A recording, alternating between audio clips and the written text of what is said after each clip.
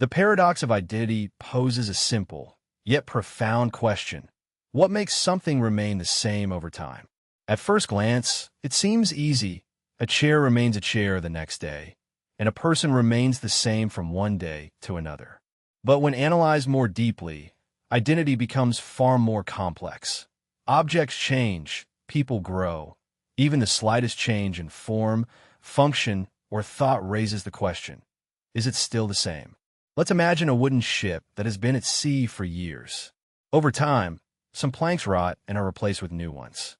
I would love to invite you to share in the comments where you're listening from and at what time. It is incredible to think about how we are all connected through these stories and ideas. If you like these explorations that invite reflection, consider subscribing to Tired Thinker so we can continue to bring you thoughtful narratives. Now get comfortable and let your imagination flow as we delve into the mind-blowing paradoxes and mysteries. This process continues until all the tables have been replaced. Is it still the same ship? This is the classic thought experiment of the ship of Theseus. Some say it is the same ship because the process was gradual and it still has the same purpose. Others argue that it is no longer the same because none of the original materials remain. The paradox deepens if you collect all the old planks and reassemble them into another ship. Now, which is the original? The one that is still afloat or the one that has been rebuilt with the old parts? This problem is not limited to ships, but applies to everything, even people. Think of the cells in your body, which are constantly dying and being replaced. According to some estimates, almost all the cells in your body are replaced in a period of 7 to 10 years. If your physical body were completely new, would you still be the same person? Most people would say yes, because your memories, your personality, and your sense of self remain intact. But memories and personality can also change. What happens when someone suffers memory loss or a drastic change in behavior? Is it still the same individual as before? Another example is the modern problem of artificial replacements. Imagine a person who slowly replaces parts of their body with advanced prosthetics or synthetic organs. If he replaces an arm, he is still the same person, but what if he replaces both arms, then both legs, and finally even his heart? If the brain remains the same, most would agree that it is still the same person. But if the brain is gradually replaced with artificial parts, at what point does it cease to be human? If the whole body and the brain, is it still the same person, or has it become something completely different? The paradox also applies to objects. Think of a family heirloom, like a chair that has been passed down from generation to generation. Over time, the pieces of the chair wear out and break. A leg breaks and is replaced, the cushion is stuffed. In the end, all the pieces of the chair have been changed. Is it still the same heirloom for the family? It could be, because the meaning and memories attributed to it remain, but to a stranger, it might seem like a completely different chair. This tension between material reality and emotional meaning is the core of the paradox. The paradox of identity becomes even more challenging when applied to ideas. Let's take a book, for example. If we rewrite a novel chapter by chapter, adding new details and changing the old ones, at what point does it become a new book? Or think of a country. Borders change, governments rise and fall, and populations move, but people still refer to it by the same name. Is it still the same country? In both cases, identity is linked to continuity and function rather than material identity. This tension between physical change and continuity is why identity is so difficult to define. Some philosophers argue that identity refers to persistence through time. As long as there is a clear connection between the past and the present, something remains the same. For example, a river is never made up of the same water, but we call it the same river because its flow and location remain the same. This vision emphasizes process and purpose over the material. Others argue that identity is rooted in the material or in the original components. They would say that the ship of Theseus ceases to be the same ship once all its parts are replaced. In the same way, a person who replaces their entire body and brain could stop being the same person. This vision focuses more on the physical reality of something's composition than on its continuity over time. In some cases, identity depends on one's perspective. For example, an old car restored with totally new parts might be considered the same car by its owner, but not by a collector seeking originality.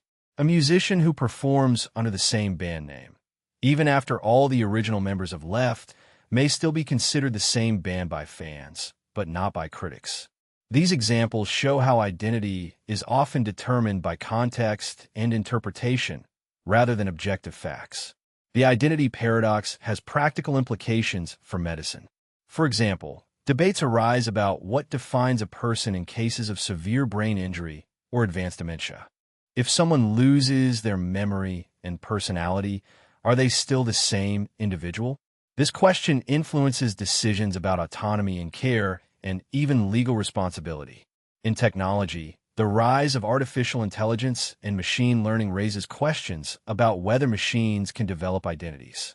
If a computer program evolves over time, at what point does it become something new? The paradox also challenges our understanding of ourselves. Most people think their identity is stable and immutable, but this is an illusion. People are constantly growing and adapting. The person you are today is not the same as you were 10 years ago. Your values, beliefs, and preferences evolve with time and experience, but you still think of yourself as you. This continuity is a product of memory and narrative. You create a story about who you are, connecting your past, present, and future into a coherent whole. This story helps you navigate life, even if the details change over time. In essence, the identity paradox forces us to confront the fluid nature of existence. Nothing remains completely the same, but we cling to the idea of permanence. This tension is part of what makes life so rich and complex. It reminds us that identity is not a fixed property, but a process. Whether it's a ship, a person, or an idea, identity is shaped by continuity, function, and perception. Understanding this can help us appreciate the beauty of change while still valuing the connections that give meaning to our lives. In the end, the identity paradox has no easy resolution. It challenges us to reflect deeply on what makes something or someone the same over time. Whether we focus on the material components, the continuity, or the perspective, the answer will always depend on context. This lack of certainty is what makes the paradox so fascinating. It reveals the complexity of the world and our struggle to make sense of it. And perhaps that struggle itself is part of what defines us. Imagine a machine that can give you a perfect life. Once you enter, you connect to a system that stimulates your brain in a way that feels completely real. It creates a world where everything goes exactly as you want. You experience happiness, success, and fulfillment without the challenges or pain of the real world. This is the premise of the experience machine, a thought experiment introduced by the philosopher Robert Nozick. It poses a simple but profound question. If you could connect to such a machine, would you do it? At first, the idea sounds attractive. Who would want a perfect life? The machine can give you any experience you desire. You could feel the joy of achieving your greatest dreams, whether it's becoming a world-renowned artist, exploring the stars, or finding true love in this virtual reality. Everything seems as real as outside the machine. You wouldn't know you're connected to it. You realize that this perfect life is your reality. The only decision you have to make is whether or not to enter. But there is something about this choice that feels disturbing. If everything is perfect, why hesitate? The machine guarantees happiness, so shouldn't it be an obvious decision? However, for many people, the idea of connecting does not feel right. There is a persistent feeling that something important would be lost, but what exactly would it be? One concern is authenticity.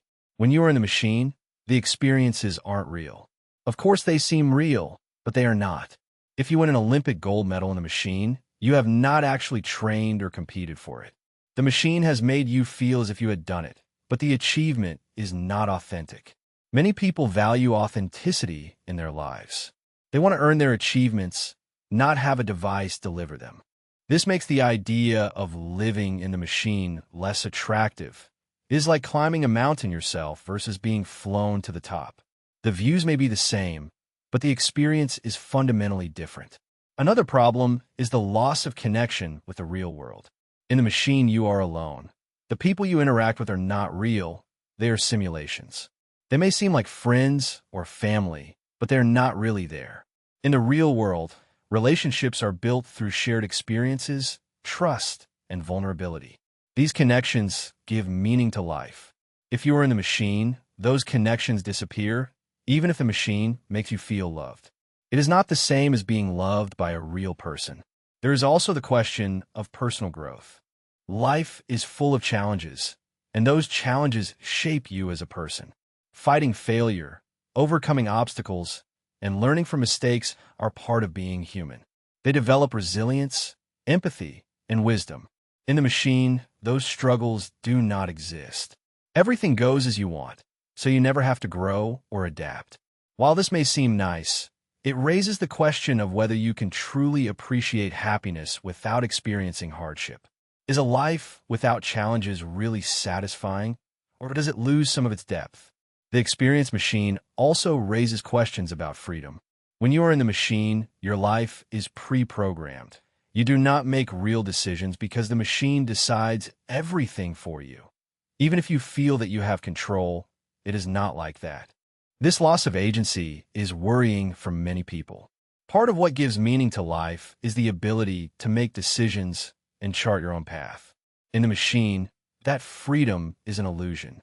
Some argue that connecting to the machine would be selfish, since while you live a perfect life, the real world still exists, with problems such as poverty, injustice, and environmental destruction, but you are no longer part of the solution.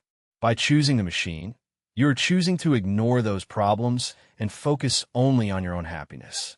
For people who find meaning in helping others, this would make the machine an unacceptable option. On the other hand, there are those who argue that connecting to the machine is not that different from how we already live. People pursue pleasure, success, and happiness in their daily lives. They seek entertainment, relationships, and achievements to feel fulfilled. If the machine provides those things more effectively, why not use it? If happiness is the ultimate goal, the machine seems like a shortcut to achieve it. But happiness might not be the only goal. Noakes' mental experiments suggest that people value more than just feeling good. They value reality, growth, connection, and freedom. These things may involve discomfort, pain, and struggle, but they also give meaning to life. The machine eliminates the bad, but it also takes away the good that comes from overcoming adversity and interacting with the real world. It replaces genuine experiences with artificial ones, and for many, that exchange is too great. The mental experiment does not have a right or wrong answer. It is designed to make you think about what matters most to you. Is happiness enough, or do you need something more? Would you choose a perfect illusion over an imperfect reality? The experience machine forces us to confront these questions and examine our values. Even if you decide not to connect to the machine, the idea challenges you to think about how you live your life. Are you pursuing experiences that make you feel good in the moment but lack real substance? Are you prioritizing authenticity, growth, and connection, even when they're difficult? The machine may not exist, but the choices it represents are very real. Ultimately, the experience machine highlights the complexity of human desires. We want happiness, but we also want meaning. We want comfort, but we also want challenges. We want control, but we also want spontaneity. Life is a balancing act between these conflicting desires, and a mental experiment reminds us that there are no easy answers. Regardless of whether you connect to the machine, thinking about it can help clarify what matters in your life. The trilemma of Munchausen is a philosophical concept that explores the difficulty of demonstrating something with certainty. It poses a key question: how do we justify the reasons we give for our beliefs? At first glance, this might seem like an easy problem to solve. You might think that if you give good reasons for your belief, then the belief is justified. But when you delve deeper, the process becomes more complicated.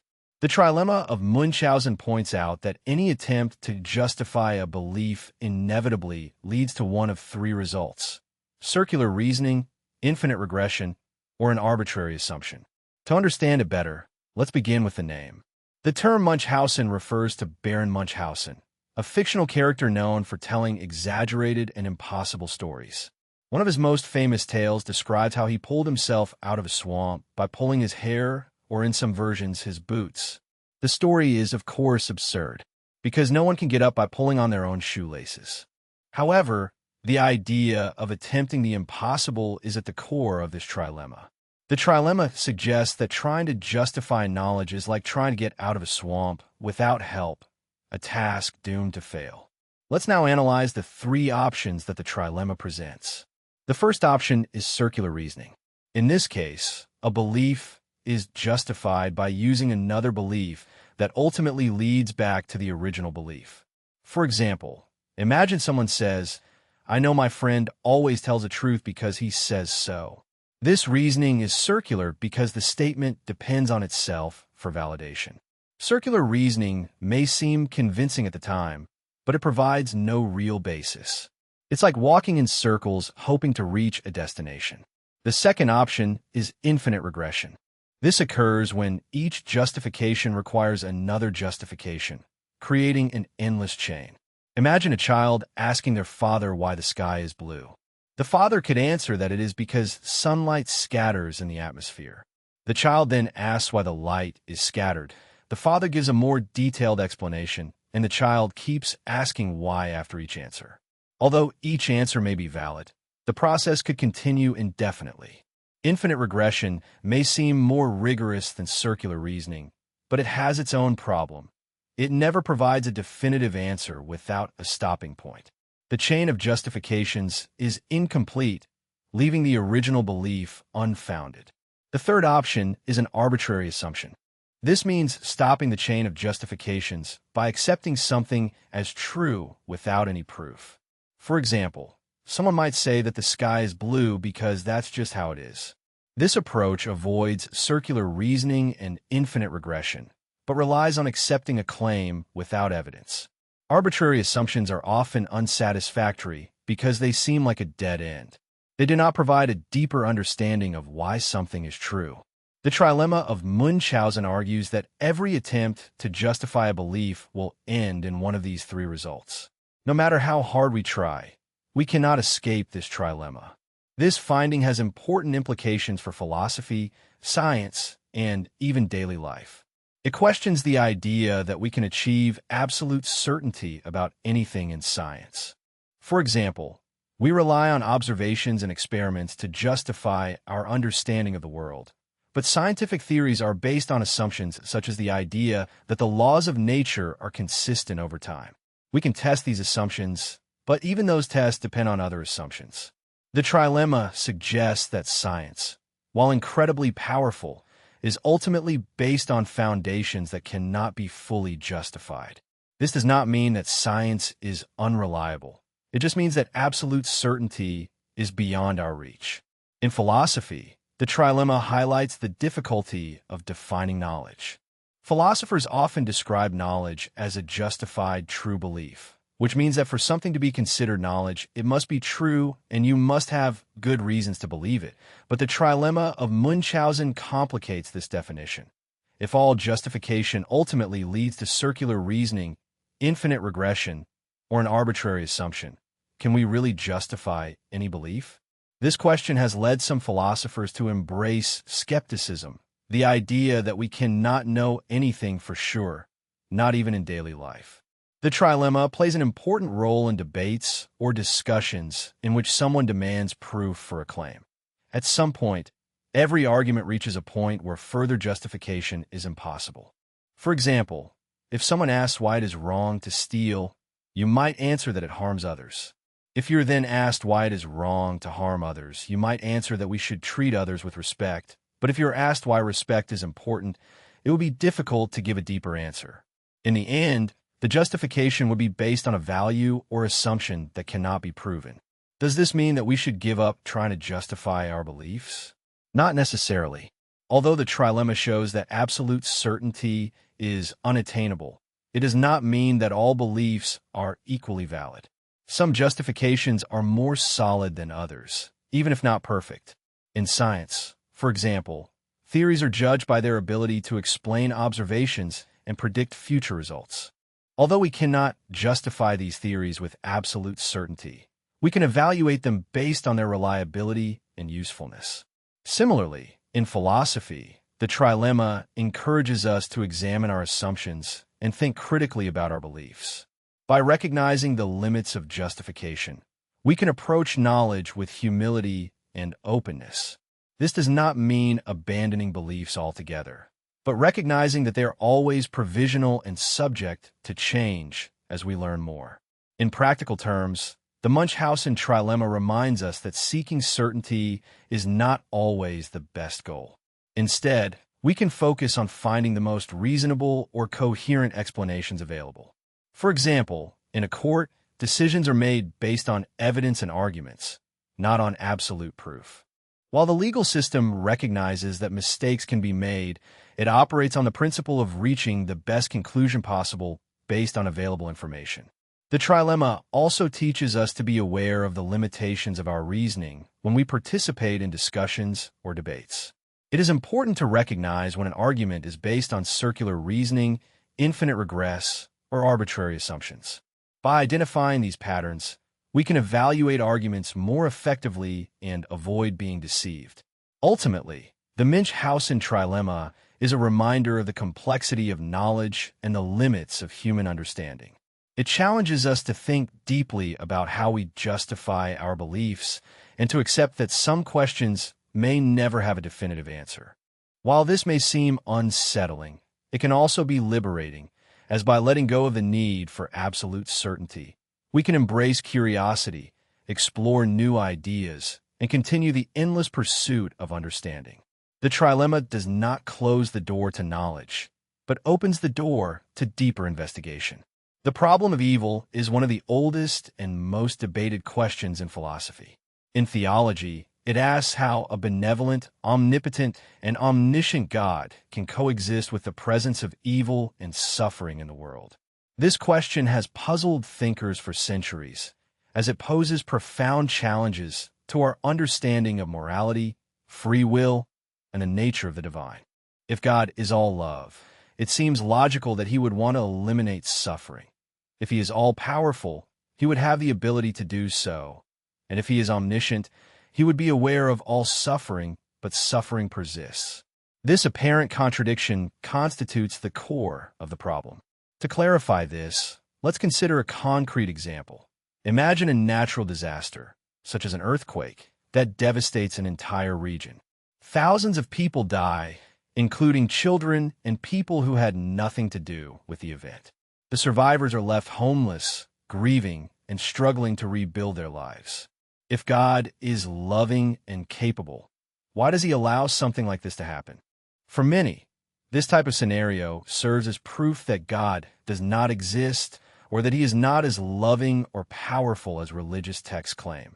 Some theologians argue that evil and suffering exist because of free will. This is known as the free will defense. According to this point of view, God gave human beings free will so that they could make their own decisions. While free will allows for love, kindness, and creativity, it also opens the door to selfishness, cruelty, and harm. God, they argue, does not intervene because doing so would take away the very freedom that makes us human. Without free will, humans would be little more than robots incapable of establishing genuine relationships or growing morally. According to this point of view, evil is a consequence of the freedom that God gave us. While the free will defense explains moral evil, such as acts of violence or cruelty committed by humans, it does not fully account for natural evil. Natural evil refers to suffering caused by events beyond human control, such as earthquakes, hurricanes, or diseases. Why would a loving God create a world in which such suffering is possible? One answer is that natural disasters and diseases are part of the natural order of the universe. The Earth's tectonic plates move, creating earthquakes, but this same process also makes life possible by shaping the planet's surface. Diseases evolve through natural selection, but this same process drives the diversity of life on Earth. From this point of view, Suffering is an inevitable consequence of the physical laws that make life possible. Some argue that suffering has a greater purpose, even if we cannot always understand it. This perspective is known as the theodicy of soul creation. According to this point of view, challenges and difficulties help us grow spiritually and morally. Facing adversity can teach us compassion, resilience, and humility. For example, a person who survives a serious illness may develop a deeper appreciation for life or a greater sense of empathy toward others. From this perspective, suffering is not meaningless, but part of a larger plan designed to make us better beings. However, this explanation raises more questions.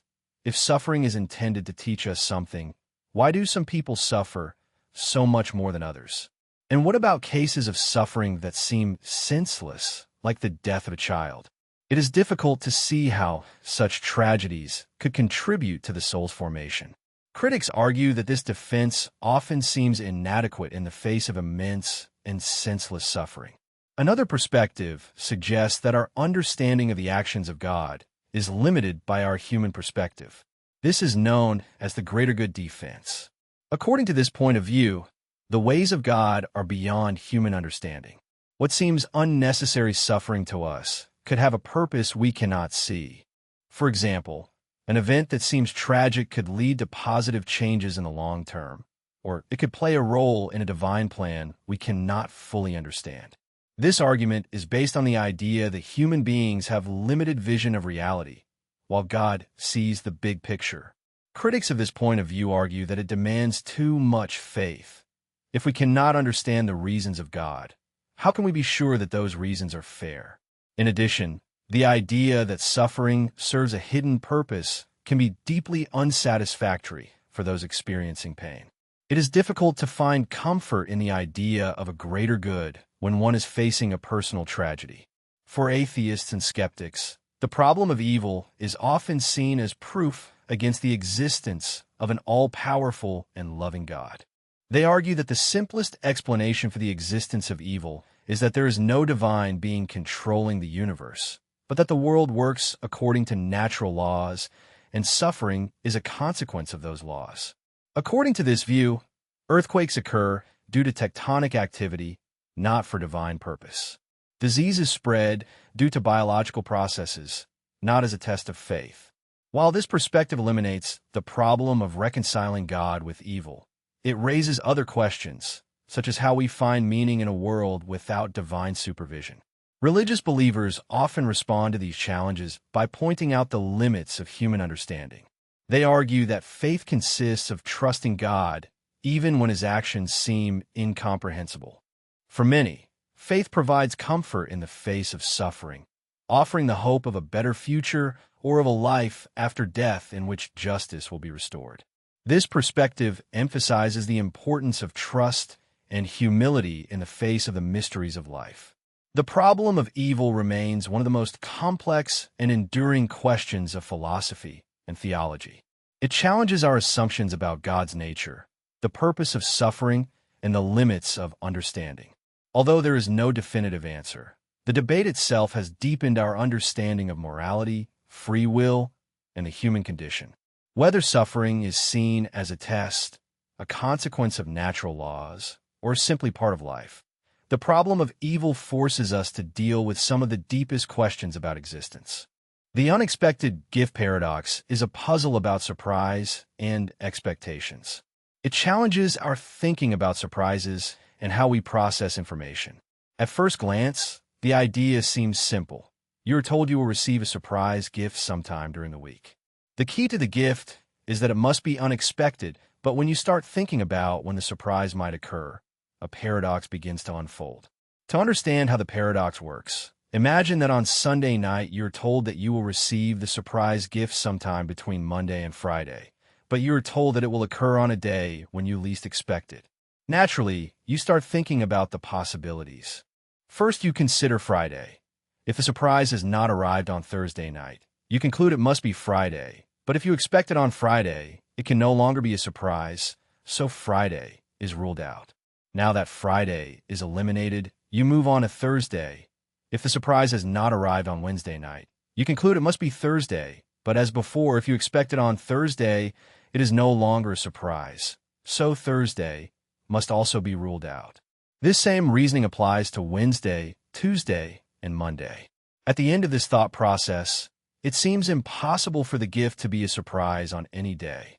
This is where the paradox really takes hold. Despite this logical reasoning, the surprise can still occur. Let's say it happens on Wednesday. On Tuesday night, you may have ruled out Wednesday based on the logic you followed earlier, but when the surprise happens on Wednesday, it really catches you off guard.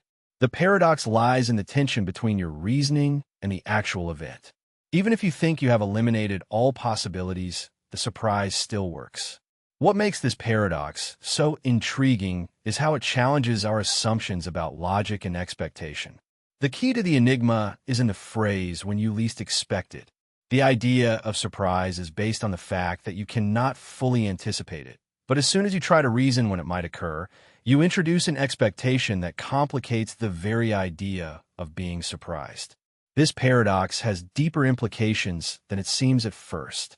It reveals the limits of logical reasoning when applied to certain situations. Logical deduction assumes we can predict outcomes based on available information, but surprises, by their nature, challenge prediction. The unexpected gift paradox highlights how our efforts to anticipate something can sometimes undermine the experience. It also shows how language and the way we interpret it play a central role in shaping expectations. The paradox can extend to other situations beyond the idea of a gift. Let's consider the case of surprise exam in class. A teacher tells his students that there will be a surprise exam at some point during the week. The same reasoning applies if the exam has not been held by Thursday night. The students could assume it will take place on Friday, so it would no longer be a surprise. According to this logic, the exam cannot be held any day, but when it is finally held, perhaps on Wednesday, the students are truly surprised.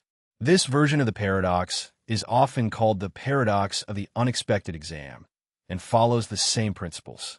One way to think about this puzzle is to examine how we process uncertainty when facing an unpredictable situation. We often try to create certainty by analyzing the possibilities, eliminating options, reducing the field, and drawing conclusions based on what we know, but surprises operate in a space where information is incomplete or deliberately hidden. The more we try to predict a surprise, the more difficult it becomes to let the surprise happen naturally. This is the trap of the unexpected gift paradox. The more you try to predict, the more your reasoning becomes entangled in contradictions. The paradox also raises questions about how much we trust the information we are given. When someone tells you that a surprise is going to happen, do you believe them, or do you start to doubt their words, thinking that maybe they are not going to keep their word? This element of trust adds another layer to the puzzle. If you doubt the statement, you can discard the possibility of surprise completely, which changes your way of approaching the situation. On the other hand, if you believe what you are told, you get caught in a loop in which you overthink all possible outcomes. Another way to explore the paradox is to think about how it reflects real life. Many of life's surprises come when we are not actively looking for them.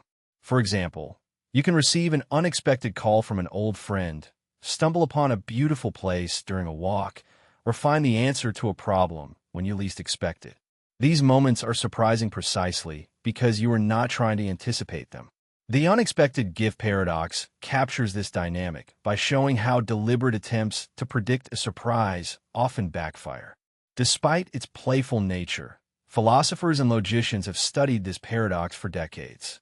It touches on fundamental questions of epistemology, the study of knowledge and belief. The paradox forces us to confront the limits of what we can know and how we can know it. Can we be sure of surprise? Or does the very concept of certainty eliminate the possibility of being surprised? These questions reveal the deeper philosophical roots of the enigma. The paradox also has practical applications in areas such as game theory and decision-making in competitive situations. Anticipating the actions of others often leads to similar reasoning loops. If one player tries to predict the other's move, they may overthink and misjudge the situation. Understanding the dynamics of the unexpected gift paradox can help to recognize when overanalysis becomes counterproductive. Ultimately, the beauty of the unexpected gift paradox lies in its depth and simplicity. On the surface, it is a fun puzzle about surprise and timing, but delving into it reveals profound truths about human reasoning, expectations, and the nature of surprise. The paradox invites us to accept uncertainty and to accept that not everything can be anticipated or explained. Sometimes, the best way to experience a surprise is to stop trying to understand it and simply let it happen. The Dringer's paradox is a logical puzzle that seems absurd at first glance, but makes a lot of sense when examined more closely. It states that in any bar there is at least one person such that, if that person drinks, everyone else in the bar drinks. This statement seems counterintuitive, almost ridiculous, but it is a valid logical conclusion based on how it is structured. To understand the Dringer's paradox, it is essential to break it down step by step, examining how logic works in this case and why such a surprising statement is true. To begin, it is important to recognize that the paradox is based on a basic principle of formal logic, specifically the idea of logical implications. A statement of the form, if A, then B, is considered true unless it is true and B is false. This means that, even if it never happens, the statement remains true. For example, let's take the statement, if it rains tomorrow, I will stay home. If it does not rain tomorrow, the statement remains true because the condition for checking it, that it rains, never occurs.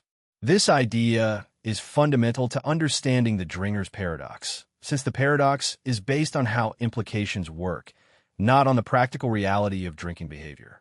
Now let's imagine a bar full of people, some drinking, some not. The statement is that there is at least one person in the bar such that if that person drinks, everyone else drinks. To illustrate this, let's consider two scenarios. In the first, everyone in the bar is already drinking. In this case, the paradox is easily fulfilled because the condition is trivially true. If everyone is drinking, you can choose anyone in the bar and the statement is fulfilled. If this person drinks, everyone drinks, since everyone is drinking. The condition is met without complications. The second scenario is more interesting. Not everyone in the bar is drinking. Maybe some people are drinking and others are not. At first, it might seem impossible to find a person who satisfies the paradox, but the key lies in how the logical structure works. Let's consider a person who is not drinking. Let's call her Alex. The affirmation, if Alex drinks, everyone else drinks, is still logically valid because Alex is not drinking, since the condition that Alex drinks isn't met. The affirmation cannot be proven false and remains true by default. This is the counterintuitive part of the paradox. As long as the condition that Alex drinks is not met, the affirmation is logically satisfied. The Dringer's paradox forces us to think about the difference between practical and logical scenarios. In real life, we could try to connect cause and effect by asking ourselves how the fact that one person drinks could influence everyone else in the bar, but the paradox is not concerned with causality. It only cares about the logical relationship between the conditions. It is irrelevant whether the people in the bar actually influence each other. What matters is that the affirmation, if this person drinks, then everyone drinks, can never be proven false, even if it seems strange or unrealistic. To make it even clearer, let's take a different example that follows the same logical structure. Let's imagine a park with a group of people. Someone claims that there is at least one person in the park who, if he applauds, everyone else also applauds. This may seem impossible, but the logic holds. If no one applauds, the condition is met because the person never applauds, so the affirmation remains true by default. If everyone is already applauding, the condition is also met. In any case, the logic is fulfilled, even if the scenario seems disconnected from reality. The paradox is not just a fun puzzle, but it also highlights how formal logic can produce results that seem contrary to intuition in everyday thinking. We often rely on intuition or practical reasoning, which can lead us to reject affirmations such as the Dringer's paradox as absurd. However, logic works according to strict rules that do not always align with our natural instincts. By examining cases like this, we can see how logic follows its own internal coherence, even when the conclusions seem strange. The dringer's paradox also invites reflection on how we interpret language and reasoning in natural language. Affirmations often implicitly carry a context or assumptions. For example, if someone says, "If I win the lottery, I will buy a car," we might assume that they are referring to a realistic situation in which they could win, but in formal logic, the affirmation is true even if they never buy a ticket. The dringer's paradox eliminates these assumptions and forces us to face the pure mechanics of logical implication. It challenges us to think carefully about what we mean when we affirm that something is true or false. One of the reasons why the dringer's paradox is so intriguing is that it can be applied to any situation in which there are implications. It does not have to be about drinking in a bar. The same reasoning applies to any condition paired with a universal affirmation. For example, one could say that in any classroom there is at least one student who, if he stands up, everyone else also stands up. The structure is identical, and a logical conclusion remains valid. The specific details do not matter. What matters is how the logic is constructed. In philosophy, paradoxes like this are useful tools for exploring the limits of reasoning. They show how logic can produce unexpected results and help clarify the difference between logical truth and practical truth. The dringer's paradox is especially valuable because it demonstrates how seemingly meaningless affirmations can withstand close scrutiny. It teaches us to question our assumptions and to approach problems with a more precise understanding of logic. Ultimately, the dringer's paradox is a reminder that logic does not always align with our expectations. It asks us to put aside common sense and focus on the structure of reasoning itself.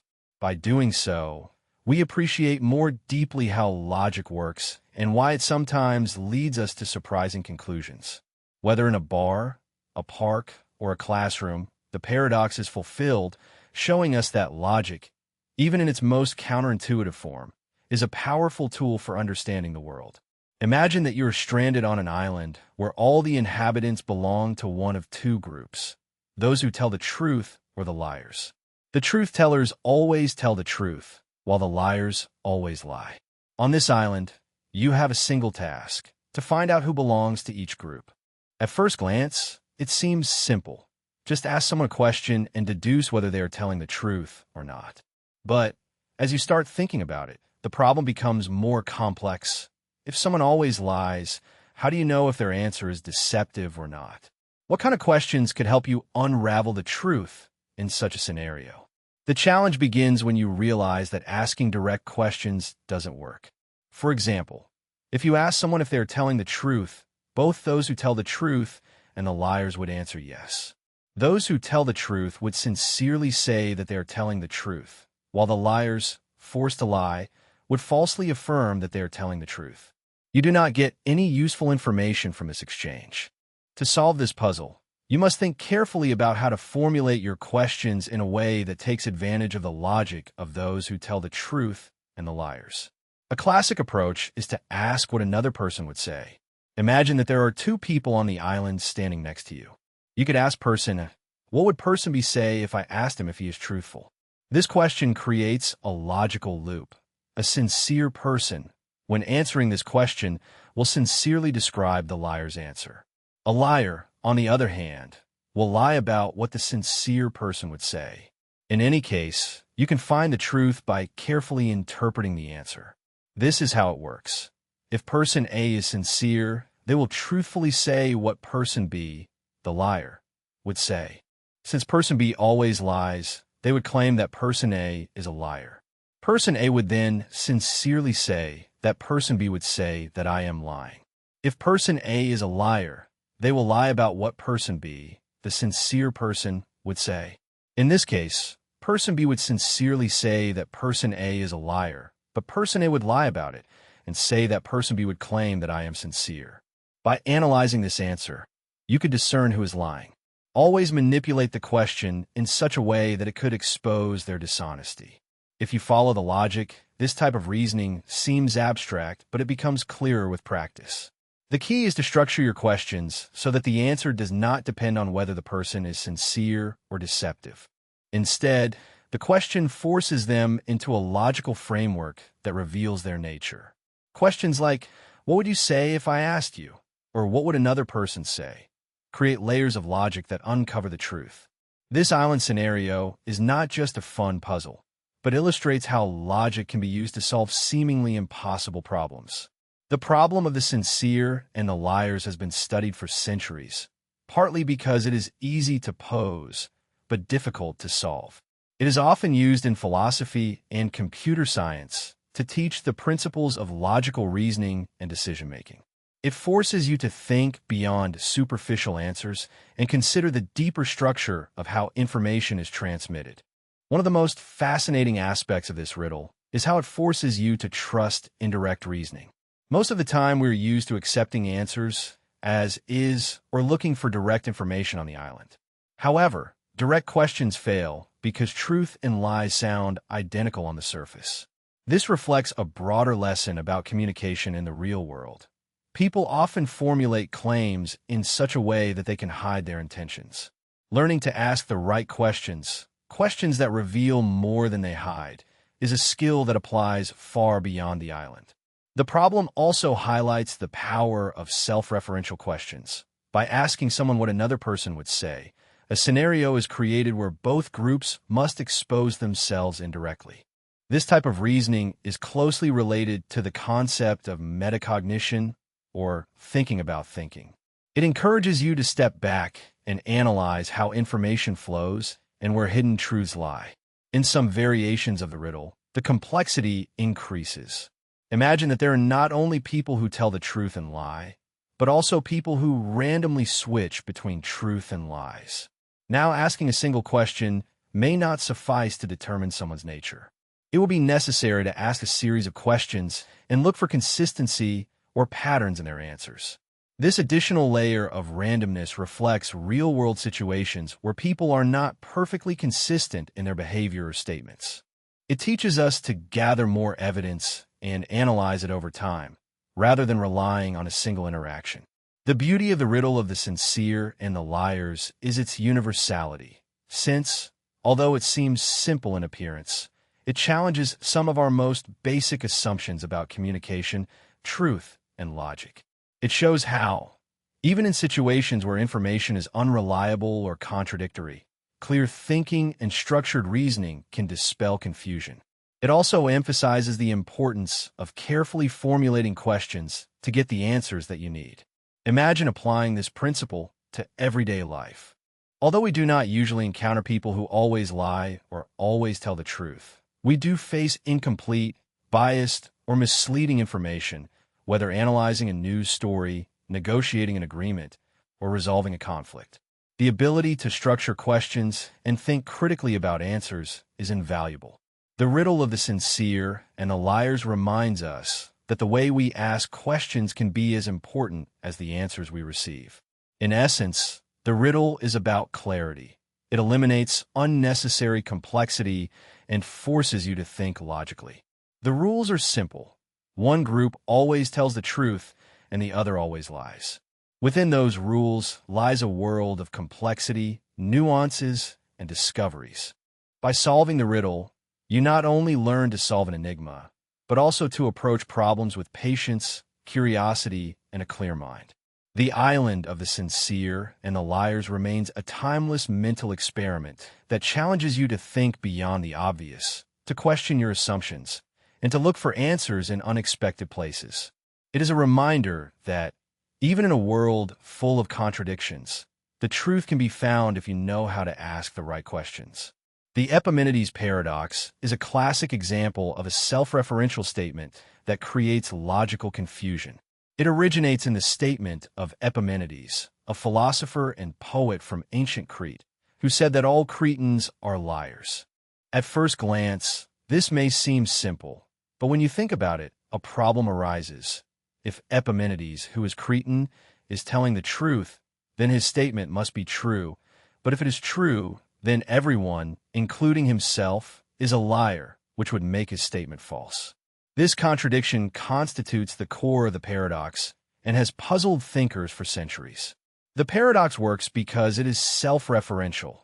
The statement refers to the veracity of the speaker's own veracity, creating a loop that cannot be logically resolved. If the statement is true, then it must be false, and if it is false, it cannot be true. This type of logical problem is what makes the paradox of Epimenides so intriguing and enduring, as it forces us to confront the limitations of language, logic, and truth in ways that challenge our usual ways of thinking. To understand this paradox more deeply, it is useful to consider similar examples. Consider the statement, "This sentence is false if true." If true, then it must be false because that is what the phrase affirms. But if false, then it must be true because a false affirmation about being false is indeed true. This type of loop where an affirmation contradicts itself is often called the liar's paradox. It seems simple, but creates a tangle that logic struggles to unravel. The paradox of Epimenides differs slightly from the standard liar's paradox because it is linked to a group instead of a single affirmation. By saying that all Cretans are liars, Epimenides is making a broader affirmation about the nature of veracity within his own group. This adds another layer of complexity. If we assume that all Cretans are really liars, then Epimenides cannot be truthful. But if he is not truthful, his affirmation that all Cretans are liars is in itself a lie, which means that not all Cretans are liars. Our Cretans are liars, which creates a cycle of. This paradox exists not only as a philosophical curiosity, but as real implications in how we think about truth and self-reference. For example, in mathematics and formal logic, self-referential systems often lead to contradictions. A famous example is the incompleteness theorems of Kurt Gödel, which show that in any sufficiently complex mathematical system, there will always be affirmations that cannot be proven true or false using the rules of the system itself. Gödel's work was inspired by paradoxes, such as the one posed by Epimenides, which highlight how these apparently simple enigmas can have profound implications. Another way to explore the paradox of Epimenides is to consider the role of assumptions when we hear the affirmation, "All Cretans are liars." We assume that it operates under the usual rules of truth and falsehood. But what would happen if those rules did not apply as we expect? For example, perhaps Cretans meant something less literal, such as Cretans usually lie, or Cretans are not entirely reliable, in which case the affirmation might not be a paradox at all, but simply an exaggeration or a generalization. This demonstrates the extent to which the paradox depends on interpretation. The paradox also raises questions about the very nature of lying. Calling someone a liar suggests that they habitually tell falsehoods. But does that mean that everything they say is false? Not necessarily. A person who often lies can still tell the truth on occasion. If we apply this idea to the paradox of Epimenides, we could say that Epimenides, as a Cretan, could be lying about all Cretans being liars. But if he is lying, then some Cretans must tell the truth, which means that his affirmation could still be partially correct. This further blurs the line between truth and falsehood. One way to resolve the paradox is to shift focus from logical absolutes to practical reasoning.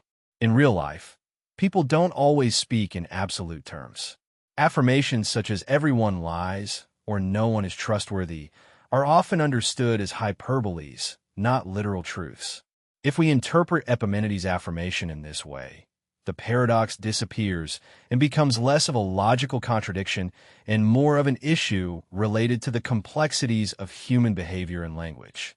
The paradox also connects with broader philosophical questions about self-reference and self-awareness. When someone makes an affirmation about themselves or about their own group, they're both the observer and the observed, which creates a unique challenge for logic, which normally operates under the assumption that the subject and the object of an affirmation are separate.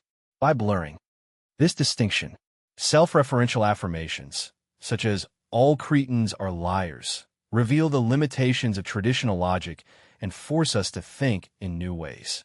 Currently, the paradox of Epimenides has been explored in fields beyond philosophy, such as computer science. For example, self-referential loops can cause problems in programming. A simple example is a fragment of code that says, "If it is true, repeat this command without a condition to break the loop." The program will run indefinitely, very similar to the logical loop created by the paradox of Epimenides. This demonstrates that self-reference, although fascinating, can create practical and theoretical challenges. Despite its complexity, the paradox of Epimenides offers valuable perspectives. It reminds us that language is not always as precise as we would like, that words can have multiple meanings, and that context matters. It also shows that truth is not always black or white, that an affirmation can be partly true, partly false, or even depend entirely on how it is interpreted.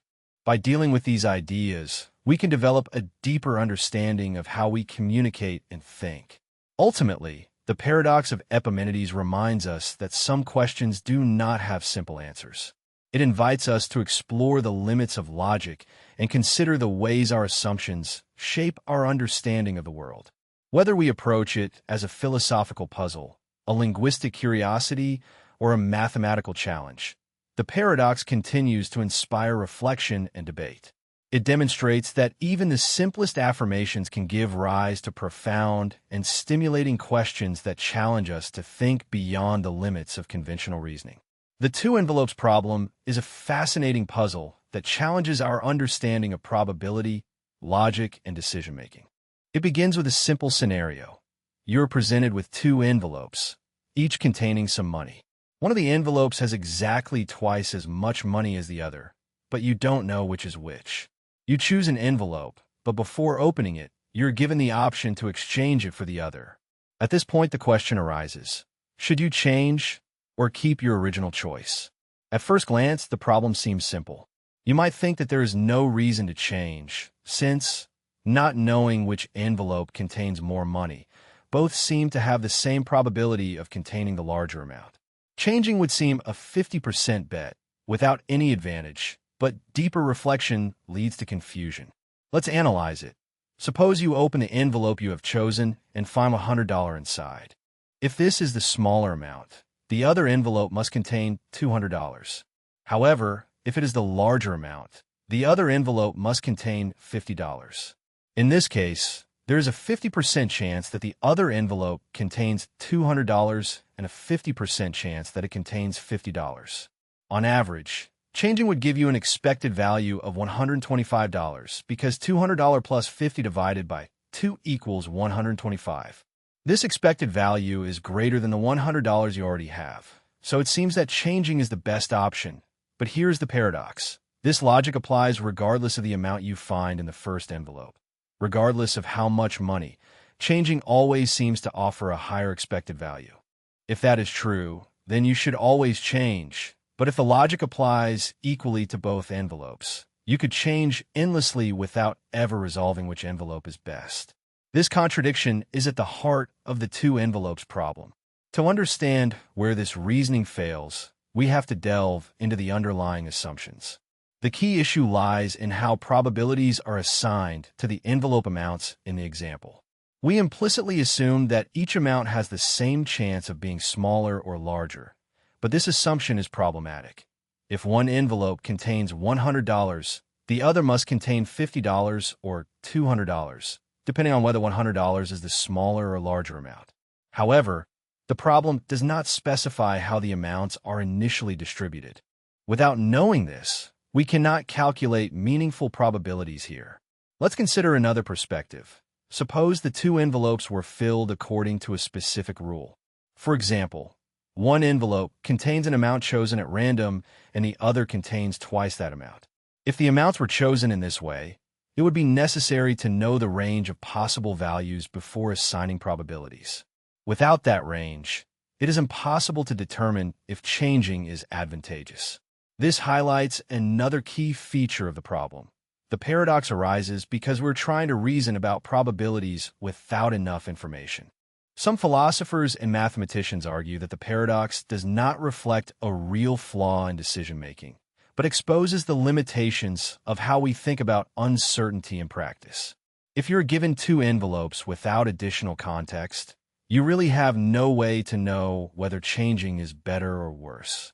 The 50% probabilities assigned to each outcome are based on incomplete reasoning. They do not account for how the money was distributed between the envelopes in the first place. Another way to resolve the paradox is to consider the symmetry before opening either envelope. The two options are indistinguishable. There is no information that favors one envelope over the other. This symmetry suggests that there is no rational reason to change once you have chosen an envelope, even after opening the first envelope and seeing a specific amount. The problem provides no new information about whether changing is beneficial. You still do not know how the amounts were distributed, so the situation remains symmetrical in terms of your knowledge. To illustrate this point, imagine that you play this game repeatedly with different pairs of envelopes. You would notice that changing does not always lead to better results. Sometimes, changing results in a gain, and other times it results in a loss. On average, the results would balance out. This reinforces the idea that the initial choice and the decision to change are equally valid strategies without additional information. Despite these explanations, the two envelopes problem continues to intrigue people because it challenges intuitive thinking. The paradox tricks our brain into seeing a pattern that does not actually exist. The idea of the expected value makes it seem that changing is always better, even though the underlying logic does not hold up under careful analysis. This tension between intuition and rational analysis is what makes the problem so appealing. The two envelopes problem also raises broader questions about how we handle uncertainty in everyday decision-making. Often, decision-making involves incomplete information, and we must rely on assumptions to fill in the gaps. In some cases, these assumptions work well, but in others they lead to errors or paradoxes like this one.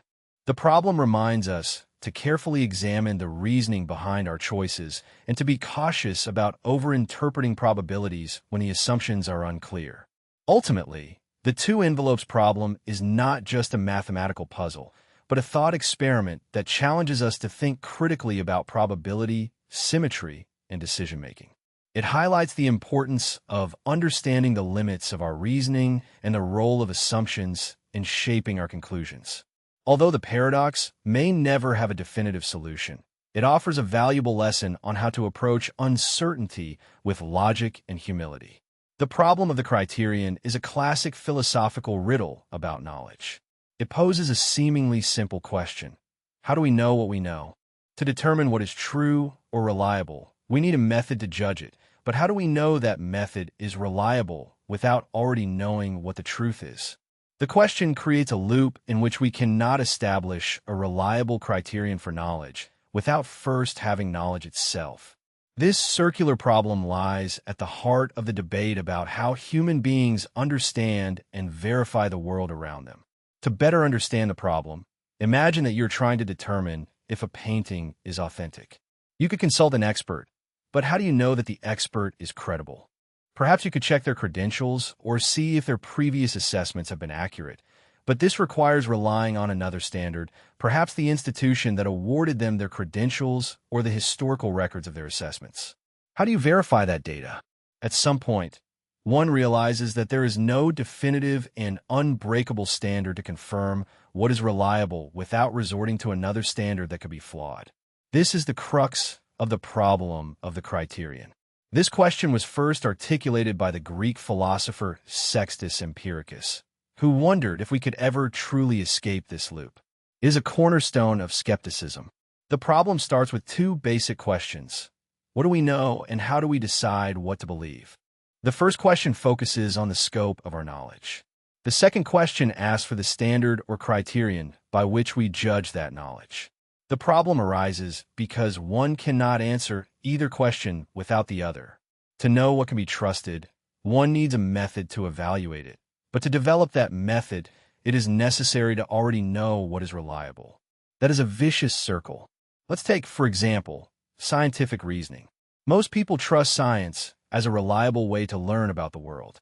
Science is based on evidence, experimentation, and observation. But why do we trust evidence and observation? Someone might say that past scientific discoveries have proven accurate and have led to practical advances, so science must be reliable. However, this argument uses the past successes of science as evidence of its reliability, which assumes the same method that is being tried to validate. This circular reasoning does not solve the problem, it only displaces it. The same problem arises in other areas, such as morality. Imagine you're trying to decide if an action is right or wrong. You could turn to a set of moral principles such as do no harm, but how do you know that that principle is correct? Perhaps you argue that it is self-evident, that it conforms to human nature, or that it produces the best results. But each of these claims requires another criterion for judgment. How is it determined that the results matter or that human nature is a valid guide? The chain of reasoning never really ends. The problem of the criterion is not only abstract philosophy, but affects real-world decisions. Think of a jury deciding a court case. It has to weigh the evidence, the testimonies, and the legal criteria to reach a verdict, but how does it decide which evidence is credible? A witness may seem reliable, but how do they know that their behavior or their consistency makes them convincing? These judgments are based on assumptions about how truth and reliability manifest. The jury must rely on their instinct, on their previous experience, or on the guidance of experts, none of which is infallible. This does not mean that the jury cannot reach a verdict, but it shows that its decision is based on layers of trust and criteria that cannot be fully verified. A similar question arises in the news media. People often ask how to know which sources to trust. Some will say that you have to trust prestigious media, but how do we determine which media are prestigious? Others will suggest contrasting the information, but that assumes that we know which sources to use for comparison. In an era of misinformation, this problem seems especially relevant. The question of how to judge the credibility of information does not have an easy answer, since it is linked to the great problem of the criterion. One answer to the problem is foundationalism. Foundationalists argue that some beliefs or norms are self-evident and require no further justification. For example, I think, therefore I am, is often considered a fundamental belief because it is impossible to doubt it without affirming its truth. Foundationalism tries to break the circularity by basing knowledge on these self-evident truths. However, critics argue that what seems obvious to one person may not be obvious to another. What makes something truly foundational, and how do we agree on it? Another answer is coherentism. Coherentists reject the idea of foundational beliefs and argue that beliefs are justified by how well they fit into a broader, coherent system of knowledge. For example, scientific theories are accepted not by a single test, but because they fit into a logical framework that explains a wide range of phenomena. However, coherentism does not completely escape the loop, since it is based on the idea that coherence in itself is a valid standard that still requires justification. Skepticism offers a different approach. Instead of trying to solve the problem, skeptics accept it. They argue that human beings can never achieve absolute certainty, so we must recognize the limits of our knowledge and focus on practical, probabilistic reasoning. For example, although we cannot prove beyond all doubt that science is reliable, its constant success in obtaining results makes it reasonable to trust it. Skepticism does not eliminate the problem of the criterion, but shifts the focus to what works in practice. The problem of the criterion also raises questions about how human beings perceive the world. Our senses are the main way to collect information, but how can we know they're accurate? If you see a red apple, you assume it is red, but your perception depends on your eyes and brain to interpret light. What would happen if your eyes were defective? You could check with another person, but that assumes their perception is accurate. Once again, the chain of trust closes in on itself. Despite its complexity, the problem of the criterion does not mean that humans are incapable of knowing. Rather, it highlights the assumptions and frameworks upon which we rely. Recognizing these limits can lead to greater intellectual humility. It reminds us that every belief, however solid it may seem, is based on trust in something else. This does not make knowledge meaningless, but makes it dynamic and constantly evolving. In everyday life, we often act as if the problem does not exist. We make decisions, form beliefs, and rely on certain criteria without overanalyzing them. This practical approach works because absolute certainty is not necessary for most decisions. While philosophers grapple with the problem of the criterion, most people unconsciously circumvent it. We build knowledge based on experience, community norms, and shared assumptions, even if we cannot prove those assumptions are infallible. The problem of the criterion challenges us to think deeply about the nature of knowledge and truth. It forces us to face the limits of human understanding and the frameworks that we take for granted. Although it does not offer easy answers, it opens the door to a richer and more reflective exploration of what it means to know, whether in philosophy, science, or everyday life. This problem serves as a reminder that certainty is elusive, but curiosity is infinite. The lottery and the coincidence are a mental experiment that forces us to question how we interpret improbable events. In essence, it challenges our ability to distinguish between chance and deliberate manipulation. Imagine you buy a lottery ticket and, against all odds, you win. The probability of this happening is so low that it seems an extraordinary event. But now ask yourself, is it more likely that you have won legitimately or that the lottery was rigged in your favor? This question may seem strange at first, but it reveals the tension between probability and our perceptions of chance. To analyze it, let's start with the basics. In most lotteries, the odds of winning are astronomically low. For example, in a lottery with a 1 in a million chance of winning, there's a 0.01% chance that a single ticket will be the winner. When you think about those odds, it seems almost impossible that you can win, but inevitably someone does. Winning despite the low odds is an expected outcome when enough people participate. The key is to understand that improbability does not make an event impossible. Even the rarest events become probable when given the opportunity to occur. Now let's change the perspective. Imagine you win and someone accuses you of cheating. They claim that the odds of you winning were so small that the only logical explanation is that the system was rigged. At first glance, this argument seems to make sense. The probability of winning is so low that it is suspicious. But does that mean that it is more likely that the lottery has been manipulated? To answer this, we must weigh two opposing possibilities: the improbability of winning naturally versus the possibility of foul play. This is where the mental experiment gets complicated. For the lottery to be rigged, someone would need the means, motive, and opportunity to manipulate results. This introduces its own layer of complexity. If you examine the situation carefully, you will realize that rigging a lottery, especially one so closely monitored by regulations, could be even less likely than winning legitimately. The claim that the lottery was rigged needs evidence, but in its absence, the simplest explanation is that you were simply lucky. This follows the principle of Occam's razor. When faced with conflicting explanations, the simplest is usually the correct one. But let's go further. Human beings are programmed to see patterns even in chance. This tendency, known as apophenia, leads us to look for reasons behind events, especially improbable ones. When something unlikely happens, like winning the lottery, we instinctively look for meaning. We may think, why me? Was it my destiny? Or is there something I don't know? These questions arise because our brain struggles to accept randomness. We want events to have causes, and we are uncomfortable with the idea that some things simply happen by chance. This discomfort is further accentuated when the improbable event feels personal. If you win the lottery, it is not just a statistical anomaly. It is a life-changing moment. It is difficult to see it as purely random because it directly affects you. This emotional reaction can make you wonder if something deeper is at stake. The lottery coincidence.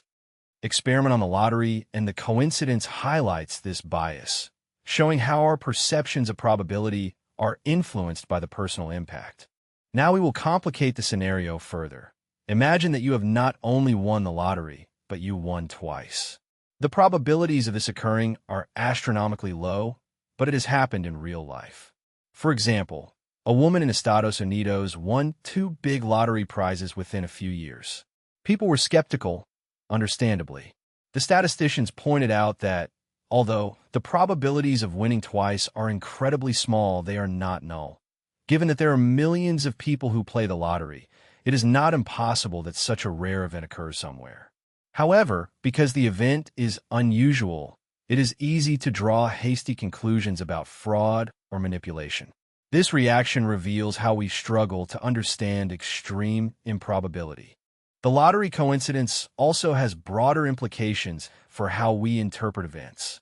Beyond lotteries, for example, think about the coincidences of everyday life.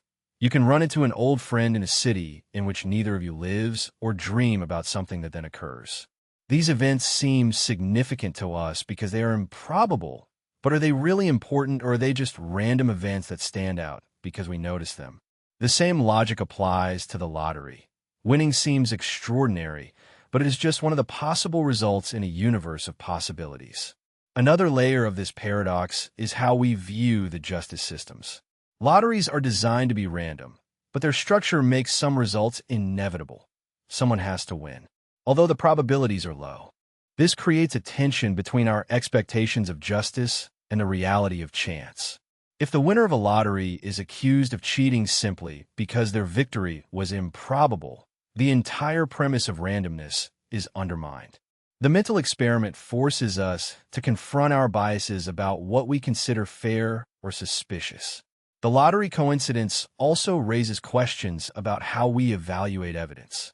When we say that something is improbable, we're making a judgment based on probabilities, but the probabilities are only one part of the equation. Context also matters. If you know that a lottery has strict security measures, the probabilities of fraud can be less than the probabilities of someone winning naturally. This context shapes how we interpret improbable events. It reminds us that probability alone does not determine what is true. We must also take into account the circumstances. Ultimately, the lottery coincidence highlights the limits of human intuition when it comes to chance. We are not naturally good at understanding probability, and our emotions often cloud our judgment. The mental experiment challenges us to think critically about how we interpret improbable events. It forces us to ask ourselves if our suspicions are based on evidence or simply on our discomfort with randomness. The paradox does not have a definitive answer, and that is what makes it fascinating. It is not about demonstrating if the lottery was rigged or legitimate, but about exploring how we think. It reveals the assumptions and biases that shape our understanding of the world. By doing so, it encourages us to question our perceptions and approach the improbable with curiosity and skepticism. The lottery coincidence reminds us that life is full of exceptional events. Sometimes they are just luck, other times they can point to deeper patterns. The challenge is learning to distinguish between both without letting our instincts mislead us. Whether it is winning the lottery, a chance encounter, or a strange coincidence, the improbable is a part of life. Understanding it helps us to make sense of the world, even when the probabilities seem impossible. The Sorcerer's Apprentice Syndrome is a concept that describes what occurs when power, once released, gets out of control.